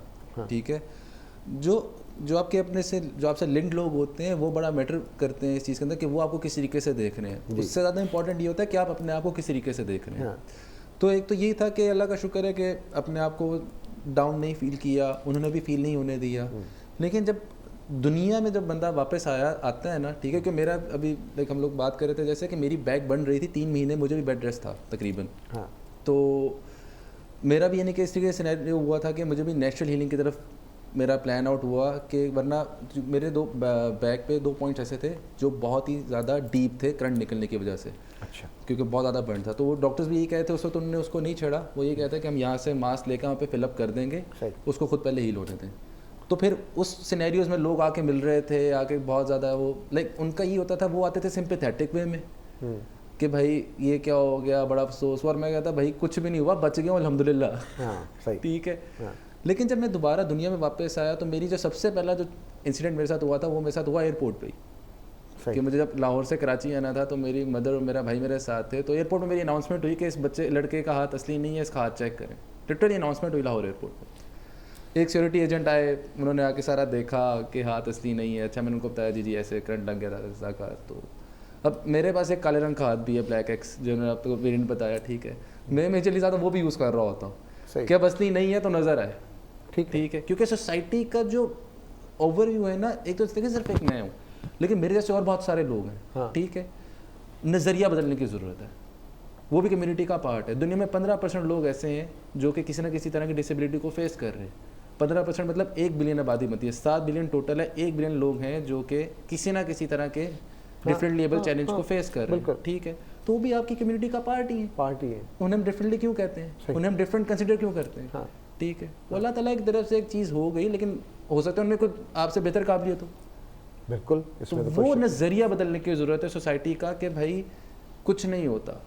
सारे लोग जो हैं वो इस दुनिया में अल्लाह की तरफ से बनाए गए हैं। आपका अपना नज़रिया भी चेंज हो गया 2020 के बाद? मेरा तो बहुत ज़्यादा। उससे पहले क्या था आपका खुद का? मेरा अपना नज़रिया से पहले क्या था, एक जवान लड़के का होता है, 25-26 साल का एक लड़का होता है, वो क्या होता है कि भाई एक अच्छी ज़िंदगी गुजर रही है। ठीक है, इस तरफ कभी रुझान ही नहीं हुआ था, क्योंकि लगता ये बात बड़ी है। तो सही कहते हैं ना कि जब खुद पे गुजरती है तो फिर इंसान को अंदाजा होता है कि यार इसके अंदर ऐड करना चाहूँगा कि एक ना बड़ी चीज़ जो मेरे एक और मुझे फील हुई कि हमें मरना याद होता है कि हमने एक दिन मरना है। लेकिन हम लोग कभी ये नहीं सोचते हमारे साथ ऐसा कोई हादसा हो सकता है। तो हमारा सिर्फ रुझान ही नहीं होता। सही। मेरे साथ जब ये हादसा हुआ तो मेरा टोटली जो मेरा कराची आने का मकसद, बाइनिस की टीम को ज्वाइन करने का मकसद ये था, एक कॉज के पीछे मैं आया हूँ कि अपनी एक ज़िंदगी जो पहले थी वो बिल्कुल ही बदल गई कि let's do something for the people like me. अगर इनके लिए कुछ हो सकता है, प्रोस्थेटिक प्रोवाइड करना तो एक अनदर थिंग। ठीक है, एक अनदर पॉइंट है। लेकिन उनको मेंटली स्ट्रॉन्ग किया जा सके किसी तरीके से, उनको ये एहसास दिलाया जा सके कि यार आप लोग किसी चीज़ से कम नहीं है, हिम्मत करें, आगे बढ़ें, अल्लाह ताला रास्ते खोलने वाले। बेशक। तो अभी आपका क्या इरादा है? मज़ीद ज़िंदगी है, आप यंग हैं माशाल्लाह, तो अब इन चीज़ों के लिए आप ख़ुद भी एक खड़े हो गए कि अब हम काम करेंगे, इन लोगों के लिए काम करेंगे, या वही रूटीन और वही चीज़ें ज़िंदगी में जो करना चाह रहे थे उसी को फॉलो करना है?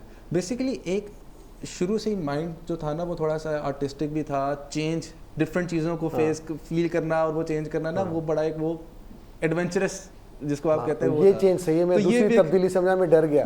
जी ये भी एक एडवेंचर ही, यानी कि कह लें कि रोलर कोस्टर टाइप राइड ही है। ठीक है, तो ये भी एक एडवेंचर टाइप ही है कुछ तरीके से कि इस तरह से किसी तरीके के लिए मेरे बायोनिक्स के साथ एफिलिएट होने का दोबारा like as a team member मैं बायोनिक्स के साथ हूँ। ठीक है, होने का मकसद ही ये है कि इन्हीं मेरे जैसे लोगों के लिए हम कुछ ऐसा कर सकें, ठीक है, कि उनकी डिफरेंटली एबिलिटी को एक इनएबिलिटी में कन्वर्ट किया जाए। क्या बात है, ज़बरदस्त। ठीक है, वो घर में ना बैठे, ठीक है, उन्हें ये ना हो कि भाई उन्हें खाना खिलाने के लिए कोई आ रहा है ठीक है। मेरे लिए कह लें कि मैं एक और चीज़ बड़ी ओपनली बताता हूँ कि मेरी भी यही दुआ थी, अल्लाह माजूरी दिया मोहताजी ना देना, क्या बात, तो मोहताजी ना मिले, सही, ठीक है। वो अपने आप पे अपने ओन पे सारी चीज़ें कर सकें, उन्हें किसी को कहना ना पड़े किसी चीज़ को कि यार मेरे ये कर दो। मैक्सिमम कुछ चीज़ें होती हैं जिसमें लाइक ऐसी इश्यूज भी आते हैं, लाइक 80% बॉडी अगर डिसेबल है, 90% है, ठीक है, उनके लिए तो डेफिनेटली होता है, लेकिन अल्लाह उनके लिए भी आसानी पैदा करे, ठीक है। बट द थिंग इज जो लोग खुद कुछ कर सकते हैं, ठीक है, उनको तो एटलीस्ट इनेबल करें, ठीक है। जो चीज़ें उनके पास हैं, जो ब्लेसिंग्स हैं, उनको इस्तेमाल करके वो आगे बढ़ सकते हैं, वो बढ़ें आगे। ज़बरदस्त ज़बरदस्त। अच्छा अनस, तव्हां ही सॼो तव्हांजो हिकिड़ो ब्रेन चाइल्ड आहे माशाल्लाह, तव्हांजो दोस्त जेके तव्हां हिन कमु कयो था, तव्हांखे जॾहिं ही कामयाबी मिली तव्हांजूं फीलिंग्स छा हुयूं? असल में ॾिसो न, इहा जेकी शइ आहे, इट्स लाइक बिज़नेस पंहिंजी जाइ ते, पर हुनजो जेकी सेटिस्फेक्शन आहे न, उहा माना हुन खां वधीक आहे। ऐं हिन में असां सां इहो ई थींदो आहे, हिन जी जेकी स्माइल आहे, नंढा नंढा माण्हू आहिनि, माना रिसेंटली असांजो जेको वर्ल्ड रिकॉर्ड असां ठातो आहे, 3 सालनि जी छोकिरी खे असां इहो बायोनिक आर्म्स ॾिनो आहे। ऐं अगरि तव्हां इंटरनेशनली बि ॾिसंदो त 8 years is the last age जिन में इहो अहिड़ो आर्म लॻी सघे थो, त इहो असांजी वर्ल्ड लेवल ते अचीवमेंट आहे। त हाणे उहा जेकी नंढी छोकिरी आहे या अहिड़ा जेका ॿार आहिनि, हुनजी जेकी ख़ुशी हूंदी आहे उन्हनि खे, त हुननि खां वधीक त का शइ न आहे। त हिन जे करे असां सेल्फ मोटिवेशन असां वटि पाण अची वेंदी आहे, रिस्पेक्टिव ऑफ फंडिंग या सपोर्ट, उहा त अलॻि शइ आहे, पर इहो जेको कॉज़ आहे उहो अलाइव रहंदो आहे पोइ हुन सां गॾु। माशाल्लाह। तव्हांजो ओॾीमहिल कहिड़ी फीलिंग्स हूंदियूं आहिनि जॾहिं तव्हां पंहिंजो फाइनल प्रोडक्ट करे चुका हूंदव, तव्हांजो हाणे तव्हांखे लॻाए छॾियो, हाणे तव्हां छा था महसूसु कयो? उनजे चहिरे जे तासुरात सां तव्हांजा चहिरे जा तासुरात कनेक्टेड हूंदा न? बिल्कुलु बिल्कुलु। असांजी सॼी टीम माना ऑब्वियसली हाईली मोटिवेटेड हूंदी आहे, ऐं जेॾी महिल असां इहो कमु कंदा आहियूं, ऐं फॉर एग्ज़ाम्पल असां वटि हाणे हिकिड़ी छोकिरी आई आहे सियालकोट खां, हुननि जा 2 हथ कोन्हनि, ऐं हुनखे करंट लॻी वियो, ऐं उहो मार्कर सां माना मार्कर मुंहं में रखी लिखंदी आहे, त माना स्कूल में पढ़ंदी आहे, हुनजे लाइ ॾाढी डिफ़िकल्ट आहे लाइफ। त हुनखे असां कल्ह ई लॻायो आहे हथु, त हुनजी ख़ुशी जेकी हुई माना आउट ऑफ द वर्ल्ड हुई, ऐं उहो मानी न पई खाई, चई इहो मूंखे जेको गिफ्ट हुयो, इहो जेको हथु आहे, इहो मुंहिंजे लाइ मानी खां वधीक आहे। त हाणे इहो जेके नंढा नंढा प्राउड्स मूवमेंट्स आहिनि, उहा ई असांखे मोटिवेट कंदा आहिनि अॻिते वधण लाइ, अॻिते टेक्नोलॉजी खे इम्प्रूव करण लाइ। कॉलर आहिनि असां सां। अस्सलाम वालेकुम, गुड मॉर्निंग। वालेकुम सलाम। कहिड़ा हाल हूंदा? भाउ सभु ख़ैर अदा बाबर, तव्हां ठीकु आहियो? मज़े में ख़ैरियत आहे? सर बिल्कुलु फर्स्ट क्लास अल्हम्दुलिल्लाह। मां अनस भाउ खे मुंहिंजी तरफ़ां I love you to you, thank you sir. Anas भाउ जे लाइ आई लव यू, सही, इहा वॾी ॻाल्हि आहे, ज़बरदस्त। हा यार, बहितरीन तमामु बहितरीन कसम सां। अॻे त यूरोप में वञणो पवंदो, पर हाणे हिते माशाल्लाह कराची में कमु कनि पिया, अल्हम्दुलिल्लाह मूंखे ॾाढो फ़ख्रु थियो। ज़बरदस्त ज़बरदस्त। तव्हांजो ख़बर थी आहे न, थधि त नॉर्मल आहे कराची में, पर तव्हांजे आस पास में के अहिड़ा नौजवान या अहिड़ा फ़र्द जंहिंखे अहिड़े क़िस्म जेको इशू आहे त उहो सॉल्व थी सघे थो, तव्हां अॼु हिन प्रोग्राम खे ॿियनि ताईं बि पहुचाईंदव अदा बाबर? साईं बिल्कुलु, मुंहिंजो बिल्कुलु फर्ज़ु आहे, मां इहो बिल्कुलु पुॼाईंदुमि। मूंखे सिर्फ़ु हिननि जी एड्रेस मिली वञे भाउ वारनि जी, त पोइ अलाह ख़ैर करे इंशाअल्लाह ताला। ही पंहिंजो टंगनि जी बि कंदा सर? जी, मुंहिंजो पेरनि जी बि कंदा? पेरनि ते कमु हले पियो थो, टंगनि ते पेरनि ते कमु हले थो। उहो मार्च में इंशाअल्लाह ताला, उहो मार्च में बि असां अदा वारनि खे इंशाअल्लाह जेकॾहिं प्रोग्राम रहियो साथ रहियो त घुराए करे हिन ते ज़रूरु डिस्कस कंदासीं, टंगनि ते पेरनि ते इंशाअल्लाह। बाक़ी हथ ई माना हैंड ते हले पियो, सही ॻाल्हि आहे। चलो सही आहे, इंशाअल्लाह इंशाअल्लाह। ठीकु आहे बाबर, वॾी महिरबानी अदा बाबर। अच्छा, हीअ जेकी तव्हां जीअं हीअ टंगुनि ते कमु कयो था, त असां वटि हिकिड़ी गुड न्यूज़ मां अॼु घर भातियुनि खे सभिनी खे ॾियां त सिंध में अल्हम्दुलिल्लाह 2021 में हिकिड़ो बि केस पोलियो जो न ज़ाहिर न थियो आहे पूरी सिंध में 2021 में। त इहा गुड न्यूज़ आहे त जेको असां ॿारनि खे फुड़ा पीआरियूं था त उनजो ॾिसो रिज़ल्ट अचे थो। त उहो जॾहिं बि ॿारनि खे फुड़ा पीआरजनि पोलियो जा, त उन में अॻु भरा थियूं, पंहिंजा ॿारनि ते पीआरजनि, पाड़े वारनि जा आहिनि उन्हनि ताईं उहा टीम या पैगाम न पहुता, त उनखे पीआरणु बि असां ते फ़र्ज़ु थिए थो। जेके ॿार पोलियो सां इन्फेक्टेड आहिनि बुलफर्स टंगुनि में, त उन ते कमु कयो था त उहे बि पंहिंजी टंगनि ते बीह रहनि ऐं इनखे?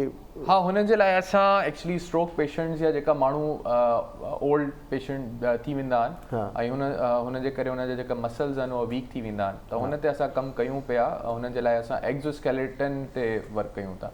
त जेको एक्ज़ोस्केलेटन हूंदो आहे उहो सॼो हिकिड़ो सूट हूंदो आहे, उहा तव्हां पाए हले सघो था पोइ आराम सां, माना जेका व्हील चेयर वारा माण्हू आहिनि उहा पोइ वॉक करे सघनि था। त हुन ते असल में पाकिस्तान में टेक्नोलॉजी ते ॾाढी रिस्ट्रिक्शन्स बि आहिनि, त असांखे ॾाढो माना ॾुखियाई थींदी आहे हुन शयुनि खे माना ब्रेक थ्रू करणु। त ऐं ऑब्वियसली जेकी टेक्नोलॉजी आहे हिन लेवल जी दुनिया में ॾाढी एक्सपेंसिव आहे, हुन जा कुझु कॉम्पोनेंट्स अहिड़ा हूंदा आहिनि जेका असांखे इम्पोर्ट करणा पवंदा आहिनि। त हुन हिसाब सां असां पंहिंजी कोशिशि कयूं पिया, इनशाअल्लाह प्रोबेबली इन ईयर और सो जेको एक्ज़ोस्केलेटन आहे, जेका पोलियो वारा माण्हू आहिनि या जेका स्ट्रोक पेशेंट्स आहिनि या जेका व्हील चेयर यूज़ कनि पिया, त हुननि जे लाइ उहा more than a blessing technology थींदी। बिल्कुलु। अच्छा अनस, तव्हां सां गवर्नमेंट लेवल ते या के अहिड़ा इदारा जेके तव्हांखे सपोर्ट कंदा हुजनि या तव्हां सां राब्ते में हुजनि, अहिड़ी सपोर्ट या अहिड़ो को आहे? न, हिन जी असां सेल्फ फंडेड आहियूं ऐं अञा ताईं हिकु रुपयो बि असांखे गवर्नमेंट सां न मिलियो आहे। ऐं हुन जे अलावा असां हिन खे इंटरनेशनल लेवल ते मल्टीपल एग्ज़िबिशन ते वेंदा आहियूं, हुन ते हिन खे प्रमोट कंदा आहियूं। असां वटि घटि में घटि बि 85 इंटरनेशनल न्यूज़पेपर ते पब्लिकेशन्स आहिनि असांजी। इहो असां पाकिस्तान जो सॉफ्ट इमेज प्रमोट कयूं पिया। ऐं गवर्नमेंट जो त का अहिड़ी सपोर्ट न आहे, पर असां पंहिंजे हिसाब सां कोशिशि कयूं था की असां पाण ई हिन टेक्नोलॉजी खे अॻिते वधायूं। जेकॾहिं का अहिड़ी सपोर्ट मिले त तव्हांजा विजन्स छा आहिनि, त भई तव्हां केतिरी तइदाद में कमु करे सघो था ऐं केतिरो जल्दी केतिरनि माण्हू खे कॉपअप करे सघो था हिन थोरे अरसे में? ॾिसो, इहा जेकी आर्म्स हूंदा आहिनि या रिहेबिलिटेशन हूंदी आहे उहा स्टेट जी ज़िम्मेदारी हूंदी आहे। ऐं जेको तव्हां ॾिसो था जेका बि रिहेबिलिटेशन इंस्टीट्यूट्स आहिनि गवर्नमेंट लेवल तां, हुन में गवर्नमेंट इंटरनेशनली परचेस कंदी आहे 1,65,000 जो माना प्रोस्थेटिक डम प्रोस्थेटिक परचेस कंदी आहे ॿाहिरां। त असां त हुनखे चवंदा आहियूं की बाबा तव्हां जेको परचेस कयो था त तव्हां हिन खे सब्सिडाइज़ करे छॾियो। सही छो भला इहा अहिड़ी टेक्नोलॉजी आहे जेको यूज़फुल आहे, माण्हू हिन खे यूज़ करे सघनि था ऐं जेको तव्हांजो पैसो ॿाहिरि वञे थो उहा पाकिस्तान में ई रहंदो। सही। त हुन हिसाब सां असां कोशिशि त कई आहे, प्रेसिडेंशियल लेवल ते बि कई आहे ऐं फेडरल लेवल ते बि कई आहे ऐं सिंध लेवल ते बि कई आहे, पर अञा ताईं रिज़ल्ट आयो कोन्हे, पर कोशिशि कयूं था। चलो अलाह कंदो उन्हनि खे इन पासे ॾांहुं ध्यानु ईंदो। फ़िलहाल तो पाकिस्तान ऐं उनखे ठाहिण जे चकर में त कहिड़े तरीक़े सां असां ॿिए तरह सां पैसा घटि कयूं। कॉलर न सां अस्सलाम वालेकुम, गुड मॉर्निंग। वालेकुम सलाम, गुड मॉर्निंग। कहिड़ो हाल आहे? कलसूम ठीकु आहियो तव्हां? अलाह शुक्र आहे, मां बिल्कुलु ठीकु आहियां। तव्हां कीअं आहियो? बिल्कुलु मज़े में। हैदराबाद में सी आहे अॼु? जी जी बिल्कुलु, हैदराबाद जी तमामु सही आहे। हैदराबाद जी मौसम सुठी आहे ऐं प्रोग्राम तमामु तव्हांजो सुठो हली रहियो आहे। महिरबानी। ऐं मां टाइम न्यूज़ ऐं तव्हांजी पूरी टीम खे ऐं तव्हांखे थैंक यू कंदमि जो अहिड़ो सिंध जा जेके माना लिखियल हुनरमंद आहिनि उन्हनि खे तव्हां ज़ाहिर कयो आहे। जेकी मालूमात नथा बि असां कंहिं ते पुॼी सघनि उन्हनि खे तव्हां ज़ाहिर करे कंहिं ताईं मालूमात कंहिंजी वसीलो कंहिंजी बीमारी वसीलो पुॼायो था। अलाह ताला तव्हांखे हुनजो अजर ज़रूरु ॾींदो। आमीन। महिरबानी महिरबानी। तव्हांजो को सवाल? जी जी अदा, मुंहिंजो सवाल आहे त मुंहिंजी कज़न खे थोरो जेको आहे न बारिश पई न उनजी वजह सां थोरो माना हुनखे अधरंग जी सट अची वई, त हुन पूरो हिसो जो माना पासो जो पासो आहे न उहो कमु माना छॾे वियो। इलाज वग़ैरह कराई कराची में गंबट में, त हुनजो हाणे थोरो पासो थोरो कमु करे थो बिल्कुलु, बाक़ी हुनजी बांह जेका आहे न बिल्कुलु माना कमु करणु छॾे। उमिरि घणी अथनि? जी उमिरि एज घणी आहे हुनजी? 30 साल। ऐं घणनि सालनि खां वठी प्रॉब्लम आहे? हिनखे 2 सालनि खां आहे।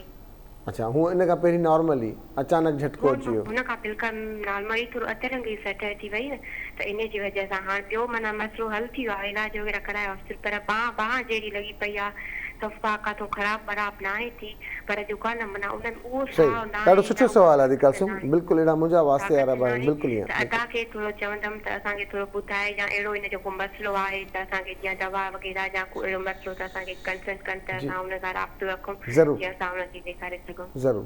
अच्छा, तव्हां वटि कुझु अहिड़ा पेशेंट्स बि हूंदा आहिनि जेके अधरंगो थिए थो, फॉलेज थिए थो या कुझु झटको थिए थो, बांह त नॉर्मल आहे पर कम जी न आहे, उन लाइ छा आहे? सो हुन जे लाइ असां हिकिड़ो ग्लव सिलिकॉन ग्लव डिज़ाइन कयूं पिया।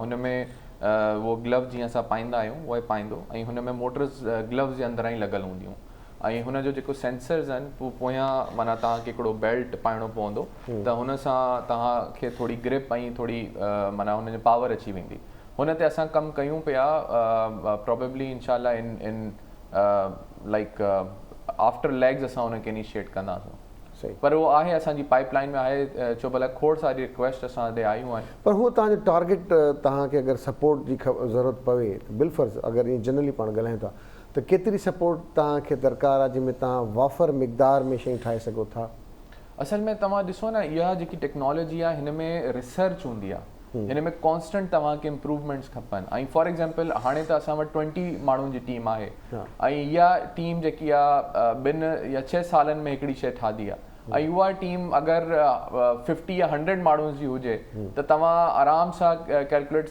करे सघो था तव्हां केतिरी टेक्नोलॉजी ते कमु आराम सां तव्हांजो ईज़ीली थी वेंदो माना हुन में टीम वाइज़ तव्हां डिवाइड करे हिकु टीम तव्हांजी लेग्स ते कमु कनि थी हिकु टीम तव्हांजी स्ट्रोक पेशेंट्स ते जेका प्रॉब्लम तव्हां ॿुधायो था त इहा टेक्नोलॉजी जेकी आहे ईज़ीली डेवलप थी सघे थी पर हुन जे लाइ ऑब्वियसली तव्हांखे जेके एक्सपर्ट्स खपनि त उहा पाकिस्तान में असां आहियूं त हुन में हाणे फंडिंग जेकी हूंदी आहे न उहा रिसर्च में तव्हांजो कैलकुलेटेड न हूंदो आहे छो भला असां रिसर्च खे चवंदा आहियूं रिसर्च हिकिड़ी टनल हूंदी आहे हुन में तव्हां वेंदा आहियो त पोइ तव्हांखे ख़बर पवंदी आहे इहा शइ कीअं चेंज करणी आहे इन में छा इम्प्रूव करिणो आहे ऐं जेॾीमहिल माण्हू उहा शइ पाईंदो ई कोन तेसि ताईं तव्हांखे ख़बर ई कोन पवंदी हुनजी इम्पोर्टेंस छा आहे या हुन में तव्हांखे अगरि का शइ चेंज करणी आहे त कहिड़ी शइ चेंज करणी आहे पोइ त इहा माना हुन में छा आहे उहे स्टेप बाय स्टेप हलंदा आहियूं इहो न आहे की माना अहिड़ा एतिरा पैसा या एतिरी फंडिंग असांखे मिली वञे त असां माना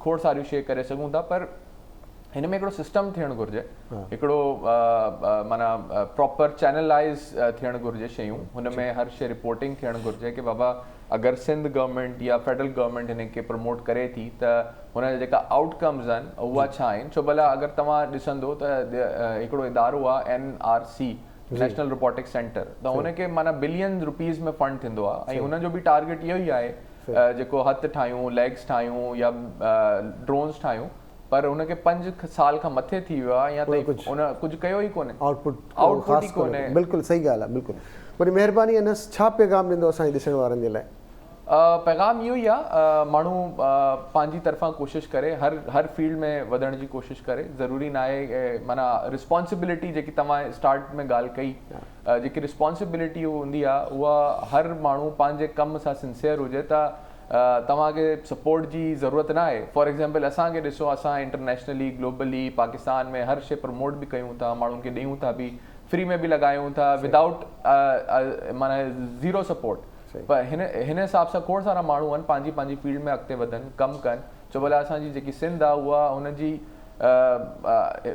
टेक्नोलॉजी ॾाढी एडवांस हुई मुंहिंजो दड़ो जे हिसाब सां अगरि तव्हां ॾिसो त असां त लीडर्स आहियूं टेक्नोलॉजी में त हाणे छो असां माना सॼे पाकिस्तान से पोयां वेठा आहियूं ऐं पंहिंजी फील्ड में अगरि असां कमु कयूं त definitely we can go more than that thank you very much thank you Muaz भाई क्या पैगाम होगा आपकी तरफ से पैगाम सबके लिए बस यही होगा कि जो आप करना चाहते हैं अपने पैशन को फॉलो करें ठीक है और हिम्मत ना हारें सबसे बड़ी चीज़ ये कि हिम्मत ना हारें सब हो जाएगा अल्लाह ताला से दुआ करो हिम्मत ना हारें बस बहुत शुक्रिया मेरी दुआएं आपके साथ हैं रियली इम्प्रेस्ड दिल सां ऑनेस्टली स्पीकिंग के मूंखे ॾाढी ख़ुशी थी आहे तव्हांजा नौजवान बि ज़बरदस्त कमु कनि पिया ऐं अञा कमु थींदो रहंदो वॾी महिरबानी thank you again and again जी दोस्तो इहे असांजा नौजवान इनखे जेकॾहिं थोरी सपोर्ट ॾिजे थी त कहिड़ा कमालात कनि था सो इन सां गॾु असांजो प्रोग्राम त पूरो थियो पर साल जो आख़िरी प्रोग्राम बि अॼु थियो ख़ैर सां 31 डिसंबर आहे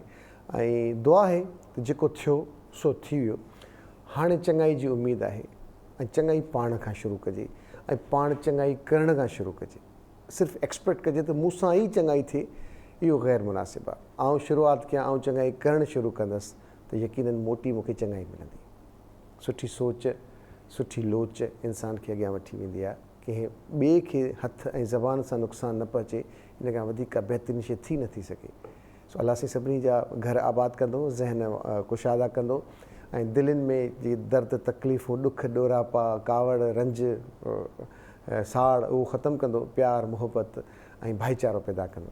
नए साल जे लाइ इहा दुआ ते अलाह कंदो त जेको ईंदड़ साल हूंदो, सुभाणे जेको सिजु उभरंदो, खोड़ सारियूं ख़ुशियूं खणी ईंदो ऐं असांजा खोड़ सारा उधमा ख़तमु थींदा। हिन कोरोना जहिड़ी जेका बीमारी हिन खां एहतियात कजे, दुआनि में ज़रूरु यादि कजो। Happy new year in advance. Allah Sain खोड़ सारियूं ख़ुशियूं ॾे। तव्हांजे मेज़बान सजाद सुहाग खे ॾींदा इजाज़त। तेसीं ताईं अलाह निगहबान।